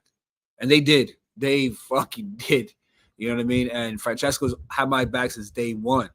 So these are people that when you meet them and you create that bond is everything. Like literally, that bond is everything. Right? Because that's how we're able to work together. That's how we're able to, like, literally, since I have John and Bruce and Francesco, I'm getting sales every week, which is amazing. Okay? But why though? Because we all think the same. We all behave the same as far as what our goals are. our passion, right? That's what drives us. So, like, if you want to be part of Family by Loyalty, well, we gotta trust you, bro or sis. We gotta trust you, and from many different angles, because that's what it takes to work with us. It takes a bond and it takes trust. What it takes to be a family. Yep. And without that, you can't be part of the team. No, it's just that simple. You know what I mean? And John has brought on people. Bruce has brought on people I've never met, and they're helping us and they're running fantastically. What is that telling me? I picked the right people. The people picked me. So then, knowing that at some point in time you're going to get big enough. Yep. Let's go ahead and decide this now. Bruce or John, who's going to be your sales director? No, I'm just totally kidding. They already know. John is the one in charge of sales. Bruce is in charge of creative and everything else. Oh, okay. So when the time comes, you literally can actually flip a switch and bring in-house an in-house sales. As soon as we have financially the capability, John, Bruce, Francesco are the first 3 hires. They already know that, right? There's no hiding that. They already know that. You know what I mean? And like John is like my white twin. Like I could trust him with everything when it comes to sales, no problem. Bruce handles everything administratively, coordinates everything, no problem. So where is by the way, is Danny officially on as a rep? I know he was helping you. Well, do things. He does some rep work.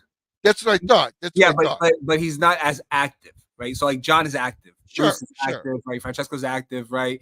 Bill, which I have not mentioned, Bill Reiner, amazing gentleman, friggin' was recruited, I think, by either John or Bruce or both of them, and amazing salesperson, amazing person in general. Love that guy. They also got in Chris. I forgot his last name. Good dude as well. And again, these are people I didn't even bring in, that they brought in, right? And these are people that are actively getting sales.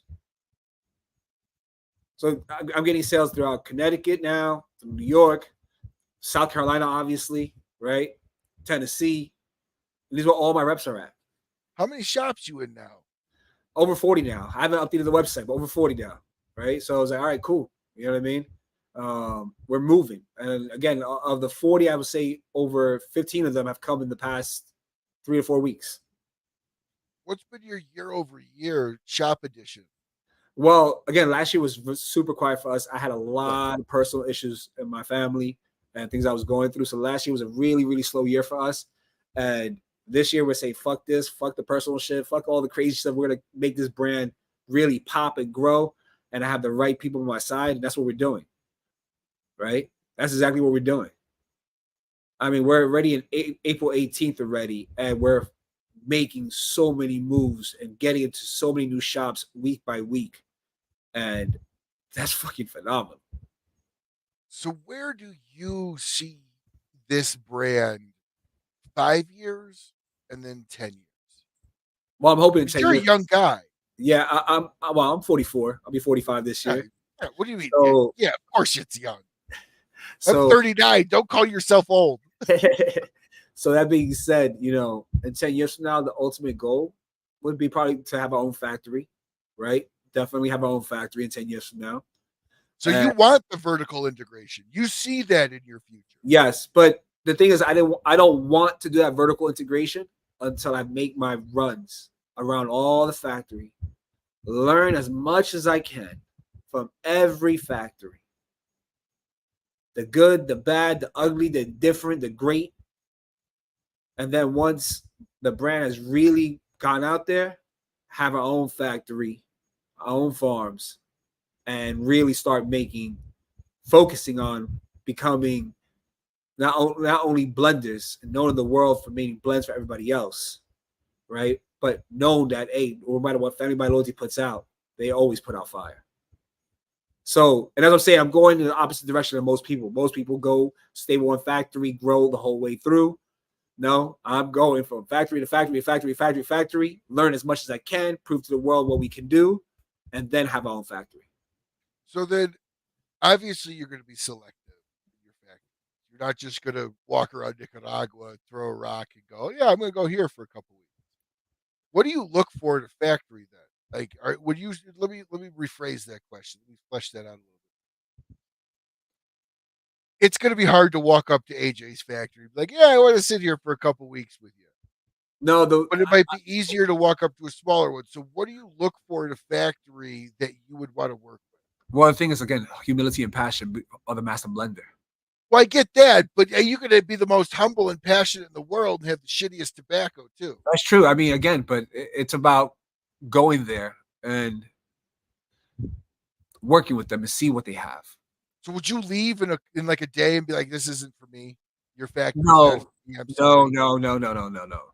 If when I go blending, I need to blend with you for a few days, for a week, or maybe 2 or 3 times, because again, imagine you, right, going to you're trying to be a master chef, but you're a sous chef, right? You're working your way up, right? And you start working at this new restaurant, and you have to work the master chef, and you have to learn his ways of doing things. You have to learn his palate. He has to learn your palate, right? It's the same thing when you're blending cigars. You can't just go there unless he's a complete asshole or she's a complete asshole, right? You say, "Fuck this, I'm out," right? But if you're blending, you can't be like, "Oh, I didn't make something the first day or the second day or third day. Fuck this, I'm not coming back." No. I mean, if they're limited on the number of leaves they have, right, then okay, I get that, right? But the blending process could be a multi-week process, right? That's true. So I can't just say, "Oh, I didn't create a blend. Fuck it, I'm out. I will never come back." No, no, no, no, no, no, no. No, but like if the factory has to have standards too, though. Like you can't Well, go in shit everywhere. everybody starts from nothing, right? I've been to listen. I was at Blackbird's factory when it was just a house, and now they're a 30,000 square foot friggin' factory, you know, in Tamboril, right? But when they started, it was a home. It was a two-floor home. So if I were to judge Blackbird, right, based on the fact that they're making cigars out of a house, I wouldn't be here today. Okay, So it doesn't matter where your factory is at, how humble it is. I'm gonna use the other word. okay. That's fair. It doesn't matter. It does matter to the people that are working there. That's true. That's what matters. That's true. That's very true. Really quick, Ben. Yes, you absolutely got to fucking try some of these cigars. They're fantastic cigars. And you can go over to Toro Cigar Company for their online shop. I Online one. Yeah. strongly recommend that you try some of them. I've had all their line as of at this point, and they're fantastic, absolutely fantastic, and they're very unique. The profiles do transition ish. Or change. They do change. They like legit. He is an absolutely fantastic boutique brand, and one of the premier guys that I trust everything boutique is Danny Ravanelli. And if he ever remotely gives me anything, I am never going to question that. And I will always smoke it. And this is one of the brands that Danny introduced me to. And Alan and I have been able to become friends since. And so, yes, definitely jump over to Toro Cigar Company's online website and grab some of these cigars. Now, when this Lancero comes out, I need to know because I need a box. When are we looking at this? Listen, Ryan, you know you're part of the family, right? Just like I would take care of Danny, I'm gonna also take care of you. But as far as Lancero is concerned, for people on this call, if we release Lancero, did they say we were right? If we release it, it would be one. All right, show's over, guys. Goodbye. If I release it, it'll be one blend at a time because again, having 4 leaves in the filler compressed that way, I need to make sure the consistency. No, dude, I don't think you should release these in a permanent roll. I think you should release these as a limited run that's slightly tweaked to fit the Lancero. and like 300 boxes a year. It'd be done with it. Yeah, I just need to make sure I have enough shops interested because, again, of all the traveling I've done, there are some shops that are just like, yo, we sell Lanceros. That's very few. Oh, very few. Oh, I know. I get it. That's why I said I think Lanceros sell best as a limited run where they're done and gone. So, like something like this, you would release once and then maybe 3 years later you'd bring it back. But one thing, just a limited run. We are releasing right now the box press Frecky. Okay. And after the box I had Frecky, that one. It will be the box press Jerry. You gave me one of the new box presses at TGS. Yes. And it was absolutely fantastic. I actually forgot that I smoked it. I looked at it and I'm like, I totally smoked that. Oh, and it's the fuller version of our core line, and that's what we're shooting for. So no, it was great. Look at Francesco. He loves school every day. So does my wife, right? But I will say this: the Frecky, the Jerry, the Hati and Skull box press is just the next level up of those same cigars at a fuller strength. No, I think you shouldn't. To be honest with you, yeah, I think you should come up with a specific limited run Lancero that is not a variation of anything. That is its own. That's an idea, yes. And you only put out like 300 and you're done with it and you release that as a limited run once a year. Maybe those sell.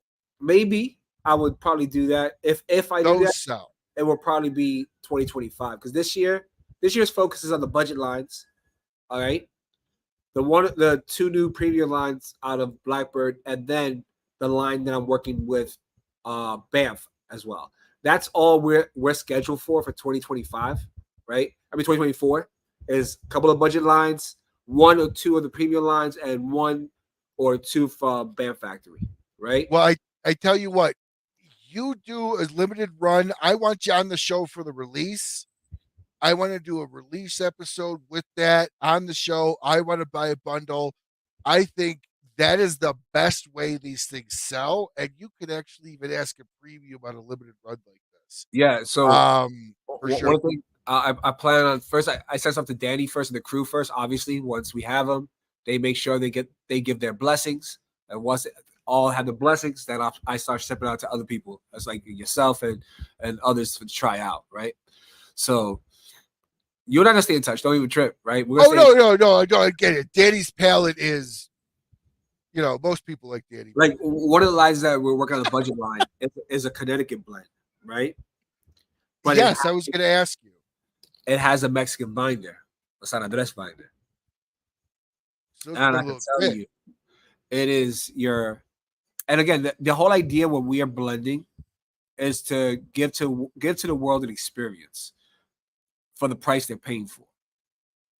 So one thing I tell everybody is like, if our Grand Toro is 14 MSRP with 0% sales tax, it's gonna smoke as good, or in my opinion, better than a $16 to $18 MSRP stick. Now, let me ask you a direct question on that, because really quick, I don't mean to interrupt, but there's a serious question behind this. A lot of retailers are scared if their normal price points between 10 and 25 to bring in a bundle because it might lower their overall sale. I'm not. I don't have any fear of that. Again, okay. The reason why I don't have fear about that is because what I'm trying to do, right? So I was talking about the core line, right? So my $14 stick should compete against $16, $18 sticks. My $10 stick should compete against the $12, $14 sticks, and my $6, $7 stick should compete against the $10 to $12 sticks. Right. And when I say compete, I'm talking about flavor profile, experience. Right. So the whole idea is that anytime you buy a cigars from us, you're getting more bang for your buck than you would with other brands. And that's a lot, especially when the dollar is nothing anymore. And you go to the grocery store. This is my going line. We spend so much at the grocery store. I'm not gaining any more fucking weight, but my bill is like exploding faster than my belt line. And when you look at how much we spend, you'd go, how are you not a fat fucker? And I go, because everything costs so much. So bringing out a budget line right now is very actually strategically smart because you're giving people the scratching window to get into your brand and try it.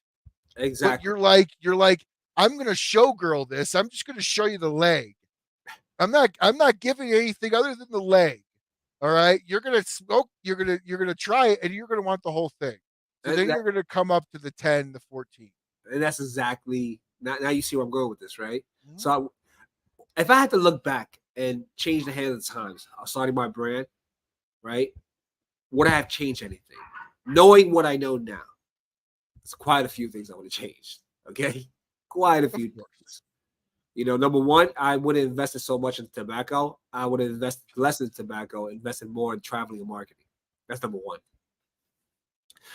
Number two, I would have came out with a budget-friendly line first, and not with the complex blends that I did first. Right? I don't think that would have been the smart choice, and here's why. Go ahead. What you did, yes, you came out with $10 to $14 cigars, but you showed people you could play in that arena. It's like typecasting. If you would have, they trust you to do a budget brand the right way because they know you can do a real brand. If you would have started budget, they would have been like, now you're typecasted as a budget actor. You're always going to be B-roll. You know what? So you actually did it the right way. You really did always go backwards, never go forward with that, like trying to build up. And it's funny because my mind says right now is okay, we have the core line. Now we're introducing the budget line, and then we're introducing one by one our premium line, right? But again, every time the goal is to press the fuck out of the consumer, their palate. No, absolutely, absolutely. And you don't want Alan's legs. I didn't say his legs. I said a leg. It's fucking sexy, yeah? Woo! Whoa! There we go. We got a little bit of showgirl stuff going on. I tell you who was impressed by that. The person we have sticking out in the background, he can't stand up right now after that move. How you doing, Ish? What's going on, guys? Gonna go ahead and bring Ish in for the last part of the show, just because we're all good friends, and we can all shoot the shit together. And Ish is always wrong, and we like to tell him that. Always wrong. Ask me a question, I will be wrong. Yes, ask me a question. I will be wrong. I always say you're right. At least you know I always say you're right. You know?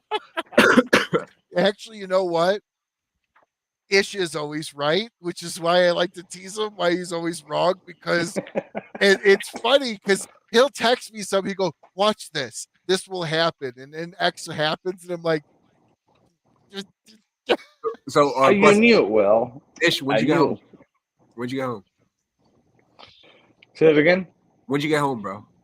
It was yesterday at 1 a.m. Then I had to pick up Oscar and. What do you had to pick up Oscar? Oscar was with you, wasn't he? Let me finish. Oscar's wife and daughter, I had to pick up them at 5 o'clock in Fort Lauderdale. So my sleep is none. 0 to none. We got home Tuesday night, like around 11:30. Well, we did this Thursday, which we stopped in Tennessee before. And then after Tennessee, we just went and come back down. So it's about 16 hours prior to me. Well, I'll tell you what, Alan. I stayed the night over at Ish's house. First off, I slept in an igloo made of cigars. The bedroom I stayed in probably had 3 to 5, maybe 6,000 cigars in it, with a king size bed. And so it was great. The room smelled incredible. Okay. I made a pillow with some of the blood of Vlad, made a blanket with a few others. Like, it was great. But then, dude, so I've never seen anything like it. Ish and I passed out at like 2 o'clock after drinking. Messi was over. And I'm like, in the morning. And we go over in the bedroom and we hear, I'm like, oh, Ish is clearly out. Well, there was this dog. Nesca. I That was texted Nesca. Ish, and he was up ready to go in like 5 seconds. And he's I like, said, "Oh, you want breakfast? What do you want? You want coffee?" Well, I'm like, "Dude, you just got out of bed." He goes, "That's fine, man. I only sleep for like 30 minutes in the night anyway." Ish, You know, Ish, like he don't sleep. That was Nesca. He don't sleep at all. so. I am hoping that we can give a smidgen, and I say smidgen, Alan. I won't push, I won't press, but a smidgen of what to expect between the two of you, because I now have two very good friends making a cigar together. So, can we offer any insight into a style, a type, a Well, profile? I can tell you, I'm waiting for the sample because No hablo inglés. I'm so sorry. No hablo inglés. I can tell you it's probably gonna be our boldest cigar. Nice, I love it. It's probably gonna be our boldest cigar coming out of his factory. At least the blend that I tried out when I was there. It looked like it. That was a dark wrapper. It definitely had changes in it, and it definitely got really bold. So right now, once I start tasting the samples that he has, because I didn't go to his house to pick them up, we're gonna see how they age and how they've changed and adapted. So it had transitions. Well, the way it was. Whoa! No! Changes, not transitions. That's changes. All right. Change of flavor. Change of flavor. No. And it has changes. It has changes of flavor and strength. I'm gonna use my words correctly while we're here, right? That being said, we'll see how the blend. But yes, what we're gonna blend together is gonna be phenomenal. Trust and believe that. Once we sign off, it's gonna be phenomenal. But I can tell you this much, at least from what I tasted, it'll definitely be our boldest to date. So, when can we put on our calendars an expectation of landing? Once the blend is ready. So it may not be 2024. That's the thing. It could be 2024. It could be the end of 2024. It could be mid 2024. Right? It just depends about the blend. So there's no rush. There's no rush in your side to get it out. No. Let me tell you something, Ryan. I never in my life I met a person as picky as this guy over there. He's like that says a lot. He rolls for 90 brands. 93 brands. Sorry. No questions asked. It's only, but I want to tell you something. I give to Alan and Ernie, his partner, something that nobody did before. Steph, Bourbon Battalion, now it's Bourbon Cigars, Bobby, is coming tomorrow to my house. Tomorrow, it will be 2 days Bourbon Cigars for him. It's only 2 people that came to try the blends and do the right way. As a matter of fact, Alan, he didn't come just to my house. Well, we are right here, right now. No, he went to the factory as well. Yeah. Picky as fuck. So if I see him in the calendar, my doors will be like, I hate you, motherfucker. Pa. But he's right. He pays money for something. He deserves to have what he asking for. So it's simple as that. I'll tell you, I don't rush anything. If I find it, I find it, right? So, and that's the one thing what Ish and I are working on together. Because right now, once I get those blends from him, we're gonna see how they fare, how they age, send them out to my crew, right? Go from there. And then if that hits every bell and whistle, then Ish and I will start putting on the calendar, and then we'll let you know. If it doesn't hit the bells and whistles, then it's back to me flying to DR. This time, hopefully I get to get Ish to go with me. You like it, eh? You like it. See what you're going for. That being said, again, one of the worst things, Ryan, is, at least from my point of view, don't rush the blend, right? Get it right.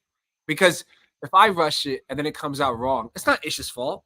It's not his factory's fault. It's my fucking fault. Right? So that is true. You know what I mean? So the whole point is, I have to find something or create something with him that we're all happy with, because if we're happy, our team is happy. Now we know our client's going to be happy. Yeah. Mm-hmm. And, it's interesting that Ish that you say he's that picky? Because I'm curious. No, he's picky. It's somebody again. This is not like a BAMF show. This is a Family by Loyalty show, so we'll keep it here. But what is it like? Is it easier to work with picky, or is it easier to work with? Not easier. Is it more satisfaction to work with a picky person, or just somebody that just says whatever the fuck you got, give it to me? I rather to work myself, my factories. It's a picky person. Why? Because they know what they want. Now, sometimes you go like, enough is enough. Okay, blah blah blah blah. It's not his case, but enough is enough. Guys, cigars, targets, tobacco. What else you want me to do for you? Sure. But I rather to work with the picky factory brand. That was somebody like, it's okay. This one, I love the cigar. Well, you love the cigar. Do you even smoke it? No. So I want to have partnership per se with people that they are picky to a standpoint. Now, if Alan comes, I want my bands to be like this. No, you miss for a millimeter, whatever that he will say. I will say, Alan, sorry, guys, with accent doesn't mean nothing. Get the fuck out. I will say, hey, yes. The big picture. But yeah, so Alan is a nice guy to work with. He's picky as fuck. The pickies I have in 93 blends. With him, it will be 94 companies that will make cigars. Fuck, he's picky, but he should. You pay money to have your cigars, so you should. The only problem is that you cannot be that picky, and Alan, that for you, that picky, because your clients might not like what you like. If it makes any sense. Yes. And that's imperative, right? That means what it's the same imperative. advice Jonas gave me when I first started. He's like, Alan, you're blending for everybody, you're blending for yourself. I said, I'm blending for me. I know that that's a double-edged sword, right? But as long as I'm the head salesperson, I'm the one selling cigars. If I don't believe in every cigar that I'm selling, if I don't love every cigar I sell, at least like them, that I can smoke them, how the fuck can I sell them? I'm not the best salesperson out there. I really am not. So Ish just actually gave us a little insight really quickly. Ish gave us a little insight into why you also have other people that you didn't give us try, because you are actively not trying to blend specific to your palate. You are blending to what you like and then asking others if they do. So now, Exactly. so Ish actually just gave us a little bit more insight. Question for you guys. Why you do that? Question for both of you, Ryan and Alan. Who is the guy that never, ever smokes a cigar and is a genius about the market and a huge empire? Oh, Jonathan Drew. Business. Jonathan Drew. Who was that? Jonathan Drew. He doesn't smoke cigars anymore and hasn't for like a decade. So you do not have to smoke a cigar. And put this. I'm telling you, Alan, which I love, he's picky as fuck, but he's picky in his own palate. You cannot choose your palate to be what is coming from whatever. You are Drew Estate guy and you choose your palate, you will be fucking broke. You have to choose now, really quick, I do want to say really quickly here, because I don't want to get myself in any trouble at all with the Drew Estate team. Jonathan Drew actually smoked. Jonathan Drew smoked his palate out. He used to live and smoke 20 to 30 cigars a day. So that is not because he doesn't, but Jonathan Drew also, first and foremost, to Ish's point, is a very much a marketing genius. Yes. Yeah, he is. So that was an example that we just put a name. Sorry, guys. My fault. It's not Ryan. No. I just wanted to let everybody know that Jonathan Drew is a cigar smoker. He just smoked himself out. That's a lot of cigars per day. Shit. When I'm blending, it's probably 10 to 20 a day, but when I'm not, it's maybe 2 or 3 a day. Yeah, but you gotta understand, he lived in the those are the vintage 2030s Winston's that he 2031st. smoked. 2031st. 2031st. Okay. But no, somebody like Drew, not everybody has that opportunity. You know, and if people don't understand what Jonathan Drew did, Jonathan Drew lived in a factory for 3-4 years in Nicaragua. 4 years. Lived 4 years on a cot in the back. So literally smoking that many cigars for him is a different experience. He jumped cannonball style into it. Well, Not everybody has that opportunity. He built an empire. Correct. Not everybody has that opportunity. And not only that, though, now he's building his family, right? So, but he also leveled the way for people like you, Alan, and Ish, and everybody else. I don't know if I said this, publicly, but like when I first started my brand, there was only really one person I admired when I first started the brand. It was Drew Estate. And the reason why I admired them wasn't for all the good things that he did, it was because of that New York swag that he had, right? That is where I'm from, essentially. So it was that I was like unofficial fanboy. Not I was a fanboy of cigars. I was just a fanboy of the style. No, totally. His but that is also, in looking at something like that, we're not here to talk Drew Estate, but Drew Estate had an influence on your brand. Oh, it did. Whether you actively acknowledge it or not, Drew Estate had an influence on every brand for the last 15 years. I'll be the first to admit my brand. No, I'm saying in the sense of a lot of people started smoking acids is my point. Oh, yeah, That led people into other cigars that expanded the ability for everybody else. See, for me, it's the gateway cigar. For me, it was the branding of what he did that made me fall in love with what he done, right? And that's what, I was like, well, if he did it, fuck, this New York could do it. And I was like, I'm gonna do my style, right? And that's why, when I saw his crazy wild style, I was like, man, move out the way, son. It's my time. And you'll see my New York wild style, and that's what kind of gave me the motivation to actually want to do my own brand. Beyond the fact that I wanted to create cigars that I loved. So Alan, I have a rare experience here. I think I don't see this on a whole lot of shows where you have a brand owner and a manufacturer for that brand that will be now for a few. So I'm very curious.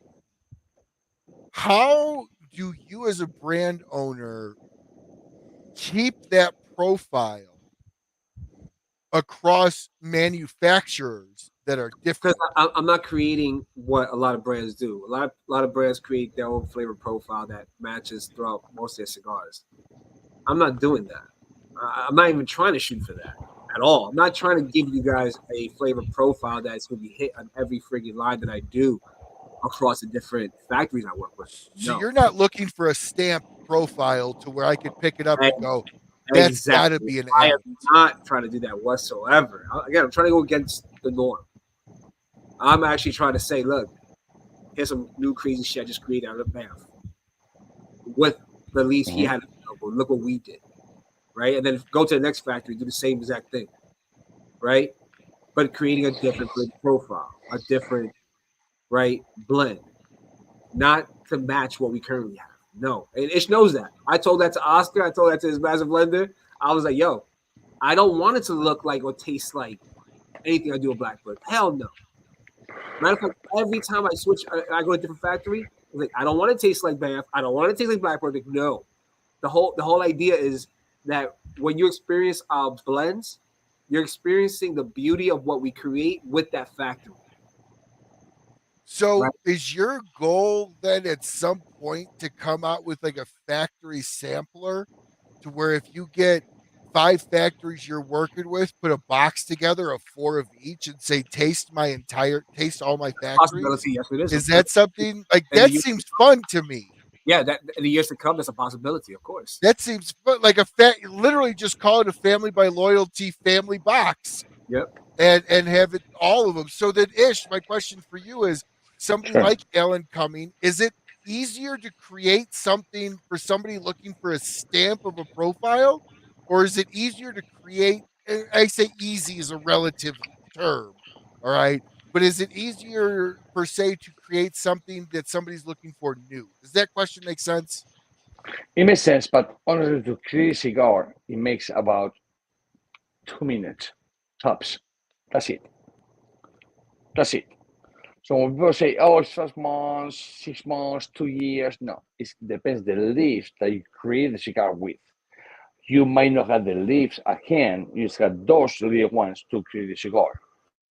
But actually, a blend, it takes 2 minutes. And if somebody can or want to put them around, go ahead, because they can. It But takes 2 minutes to create a blend. That's Yeah, it. but is it harder if Alan gave you one of what I've smoked or the skull and says, "Hey, I want a profile like this." Is that harder than starting fresh? Well, it's different thing. So you, when somebody tell you, "Okay, I want a cigar tasting like this, and that," you do it, and then, "Oh, but I meant I want a little more of this." Well, you don't mean that. Now you tell me. So I do it, another cigar. Boom. But I meant maybe it can be more spicy in the retro, but no spicy in whatever. So you know the one. So that's when the pain in the ass come for us factories to do a cigar. You tell me what you want. So far in 24 blends, not blends, brands, we have over 580 right now, speaking to today's day, blends registered, and nobody has a complaint whatsoever. I But think. again, Hey, go ahead. Ish, I was gonna say one of the things that you said to me like a few like 6 weeks ago, I think it was. I think one of the best pieces of advice that Ish said was, like when I'm speaking with him or I'm speaking with Oscar, they have to translate what I'm trying to say. I may not be using the correct wording or the That's correct true. verbiage, right? So now Ish has to be like, okay, Alan's saying this, but what he really means, and he'll correct me, like, Al, you're really trying to say this, right? I'm like, oh shit, you're right. He'll be like, okay, all right. Like, so when you work with Ish or anybody else, they have to translate what you're saying and what you're trying to deliver your palate into in their mind to the tobacco leaves that they're used to working with, to the flavor profiles they're working with to be able to create that. Ish, correct me if I'm wrong. I can No, remember. you're right. As a matter of fact, we have to create what you think of the cigar. No, Exactly. you think. What you think, what you taste, or whatever. You Yeah. give me one note, two notes, and say, okay, a cigar has not one note, two notes. It has different fucking notes. What you want to do? Okay, this one. That's not close by, but very close. Another one. This, but you have to give us ideas. Yep. What do you want in the cigar? Otherwise, And you gotta remember those ideas, right? They have to translate, and that's one of the biggest things, Ryan. That when you asked me earlier in the call, right, the blending process, bro, it said it perfectly. He could have a blend for me in 2 minutes, and it may just hit perfect, right? But it may not, right? Never forget, Ish. What was that cigar you gave me, buddy? That Connecticut one that I fucking fell in love with. oh fuck, I Like cannot say. it's not our blend. It's a blend for somebody else. But let me tell you, it was the best fucking Connecticut I had in my life.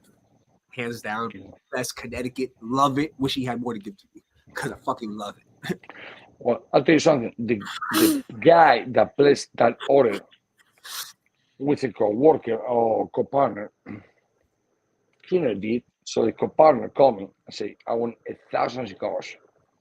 We can write there for them, 1,000 of those cigars. But it's because it's put your mind in what you talk, put your money out what you want to do, and put blah blah blah blah. But people, honestly, they go, "Oh, this." But who is those guys? People that didn't buy cigars, people that didn't know. I don't know what to say really, but let's be Well, nice. one of the things that I've always loved about Ish, and I think Alan, you fall into this too, and I think a lot of boutiques fall into this. You don't have a traditional style of cigar making in the sense that it's not this holy experience, life changing. You both are out to make great quality cigars that the public loves, and you'll use any means possible to do it. And that's always been one of the things that's attracted me most to Ish, because Alan, with you working with somebody like him, you have access to tobaccos that a vast majority of the cigar world don't.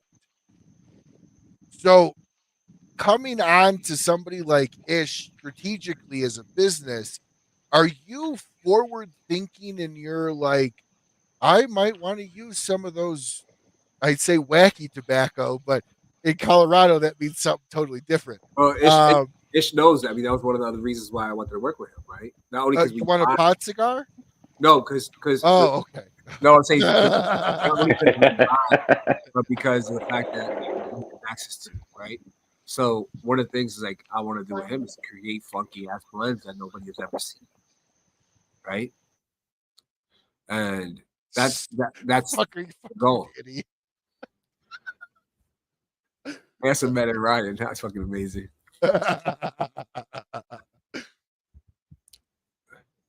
Hey, Ish, no, that's a huge advantage for a company like yours, is to get in and get in tight. Like you and Ish are good friends. You guys hang out. You've been to his house. You know, like you're in. You're not just a business partner, but Ish is actually part of this family as well. Of course he is. And so, like you coming in with, you know, bringing on somebody like Ish, or even if it wasn't Ish, a factory on the level of the ability to get tobacco like that. What is the advantage of switching factories in your opinion? And I say that because you had success with not switching factories, right? Is having not switching, adding. Well, that's what I love about it. It's just the fact that I have access now to do things that I didn't have access to do before, right? I'm not limited to what I have at the Blackbird factory. Now my limits are Blackbird factory and BAMF factory, right? You see what I'm saying?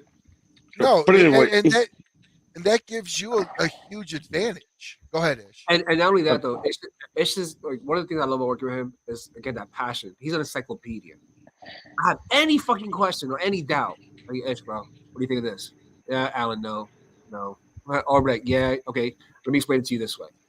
That to me, our bond that we have, our relationship that we have, and the fact that he's not like some people that want to keep it to his chest. Right? No, you want to learn? You want to learn? I'm gonna teach you. You want to understand correctly? I'm gonna teach you correctly. Right? And that's why that's one of the many things I love about it.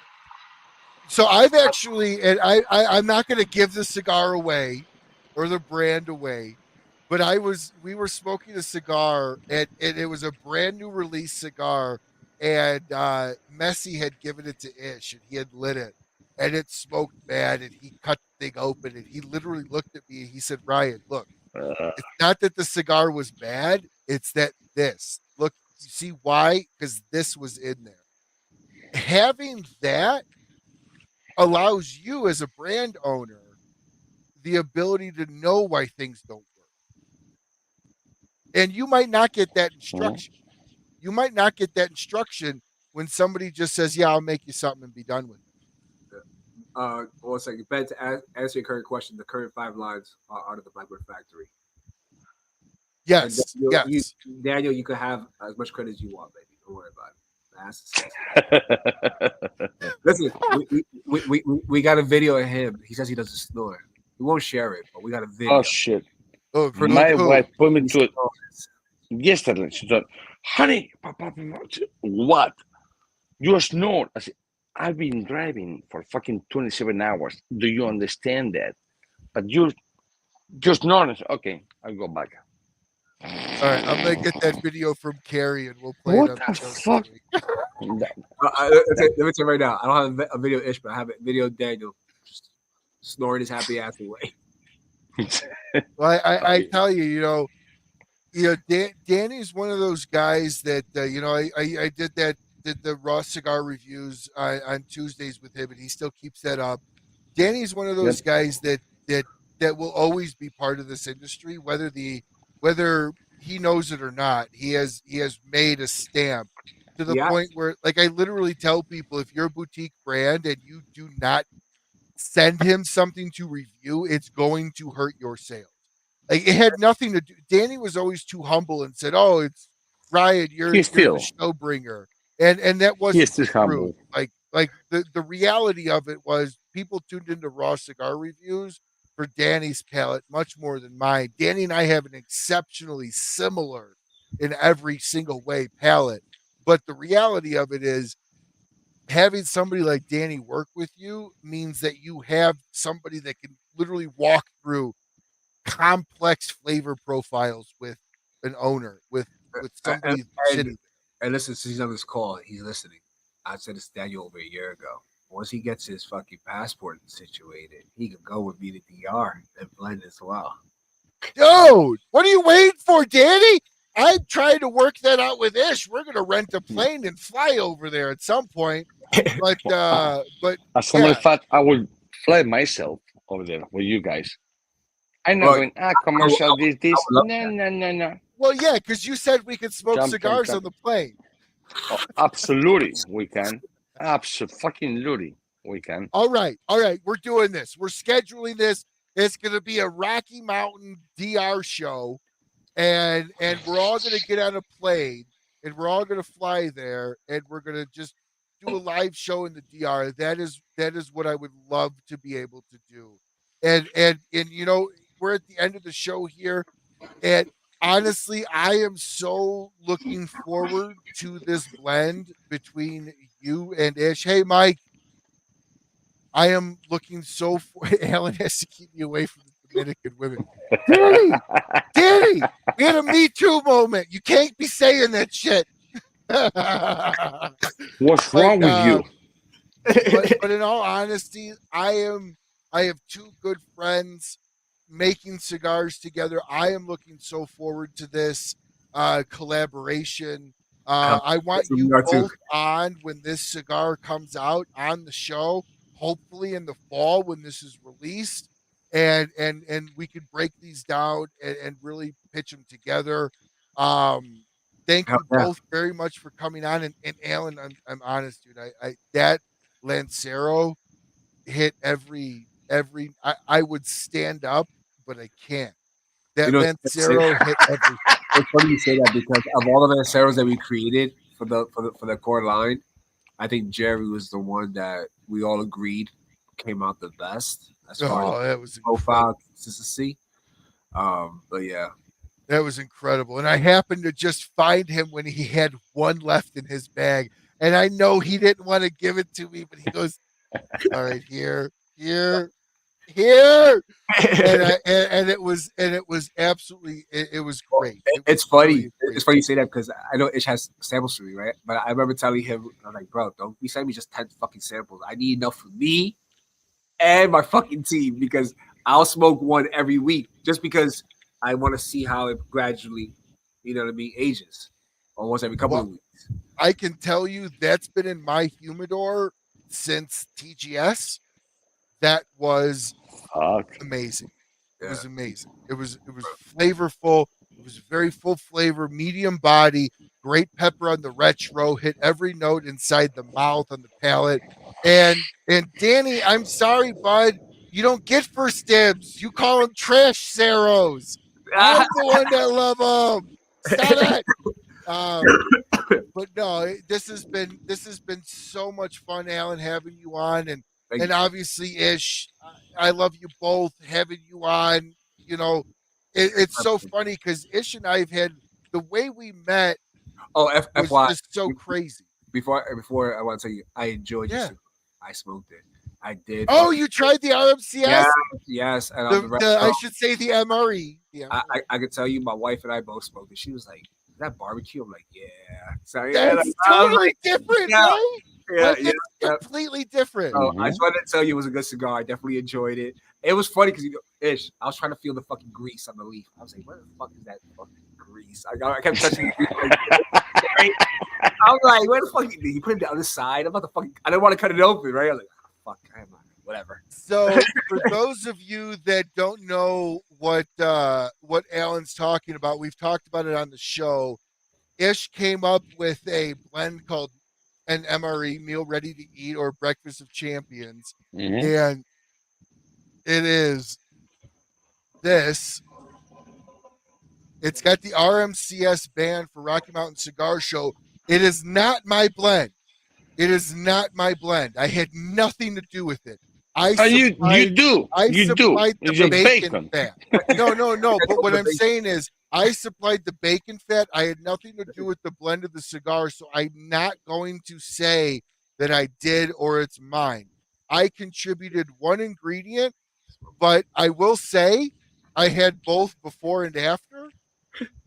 It is a big difference. Well, you know, and you can go. It was a quite smooth smoke.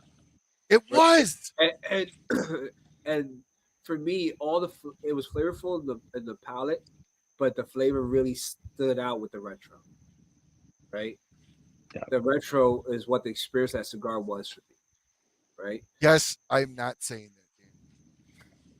No, I agree, and I'll go so far as to say it's really those that are around you. It's a cigar for those around you as much as it is you. It is a room note. Like, it literally smells like you're cooking straight bacon in the room. Like, it is really, really interesting. But we didn't come here to talk about that cigar. But I didn't want to, because my brain works almost like it's just constantly running. And if the thought hits my brain, I don't say it. I'll tell you right now, you got about 10 seconds, 20 seconds before I lose it. It's gone. well, Ben, I'll tell you right now, all you got to do is go to ROCF.com or ROCFcigars.com. Look for the Meal Ready to Eat or Breakfast of Champions. Use my promo code RMCS15 and you'll get 15% off that order to try that bundle. I would recommend you buy a bundle because that cigar goes down like water. And I am so excited again, and I can't say this enough, that you guys are both doing a cigar together. I can't wait to have you guys on in the fall or when that cigar comes out or is released. And again, I think this is going to be a great partnership. Both of you guys are picky. Both of you guys know what you're talking about, and we just don't like to tell Ish that. Well, he's right. He's right. What was it say? Like, you know what I mean? Even when I think I get him, he'll explain it to me. I'm like, "Fuck, he's right again." I know, but we just don't like. I hang up the phone and I'm like, I didn't fucking tell him, but he's right. But no, in all honesty, thank you so much, Alan, for spending your night with us, and Ish, thank you for hopping on here at the last little bit. Absolutely.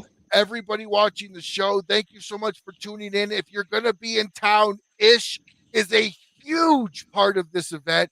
And if Alan wants to be part of this event, he absolutely can. But jump over to eventbrite.com if you're going to be in the area for Rocky Mountain Cigar Night, our third annual event.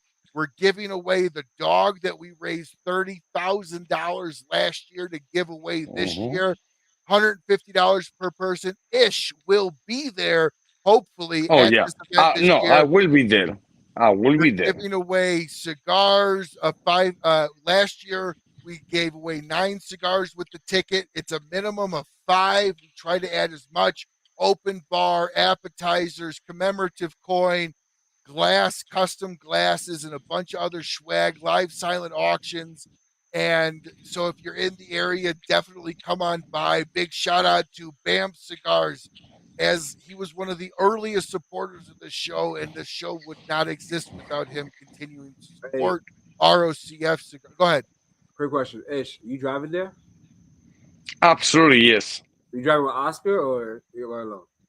No, by myself. So you paid double because now you see me roll cigars. No, I was gonna say, because Ish, like, I don't feel like driving again all the way to Colorado, but So come to my house and we'll I was drive. thinking maybe I just fucking go to your house and we go together. If All right. That's what So I said.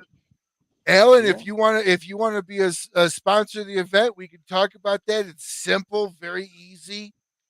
Ish will pay for it, so it'll be great.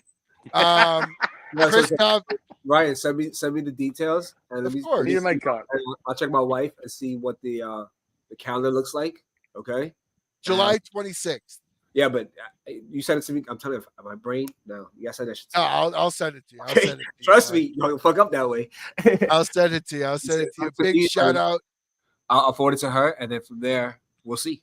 That's all I'm saying. Perfect. And if you want to sit in the car with this for 20 hours, it'll be but Now you have to rub my leg once in a while. You know, my leg. It I got don't even want to hear what he has to rub once in a while or not. Big shout out to Kristoff Cigars, Sagrado Cigars, Dan Thompson, Al Micallef, Amanda Micallef over at Micallef Cigars, pro family business, pro growth, pro cigar rights, as well as the Big Sky Cigars, Cornell and Diehl Pipe Tobacco, La Aurora Cigars, and West Tampa Tobacco Company with the big man over at Dunbar Tobacco and Trust, Steve Saka. And as always, huge shout out to Abe DeBabna with Abe's. I was literally the first sponsor of this show was Abe. Thank you so much, Abe, for supporting the show, seeing the vision of the show. As well as tonight, we drank the Axe and the Oak bourbon. Went great with the cigar. Do yourself a favor, jump over to Toro Cigar Company and buy yourself a 5-pack, a box, 2 boxes, 10 boxes of Family by Loyalty. After that, if you want, jump over and use my promo code onto BAMFcigars.com. Stands for Badass Motherfucker Cigars. It's his favorite word is motherfucker, if you know him. And jump over to ROCF Cigars. Jump over to ROCF Cigars. Use my promo code RMCS15 for 15% off. And until we see you again, smoke what you like. Smoke as often as you can. And have a great rest of your week. Bye, everyone. Absolutely.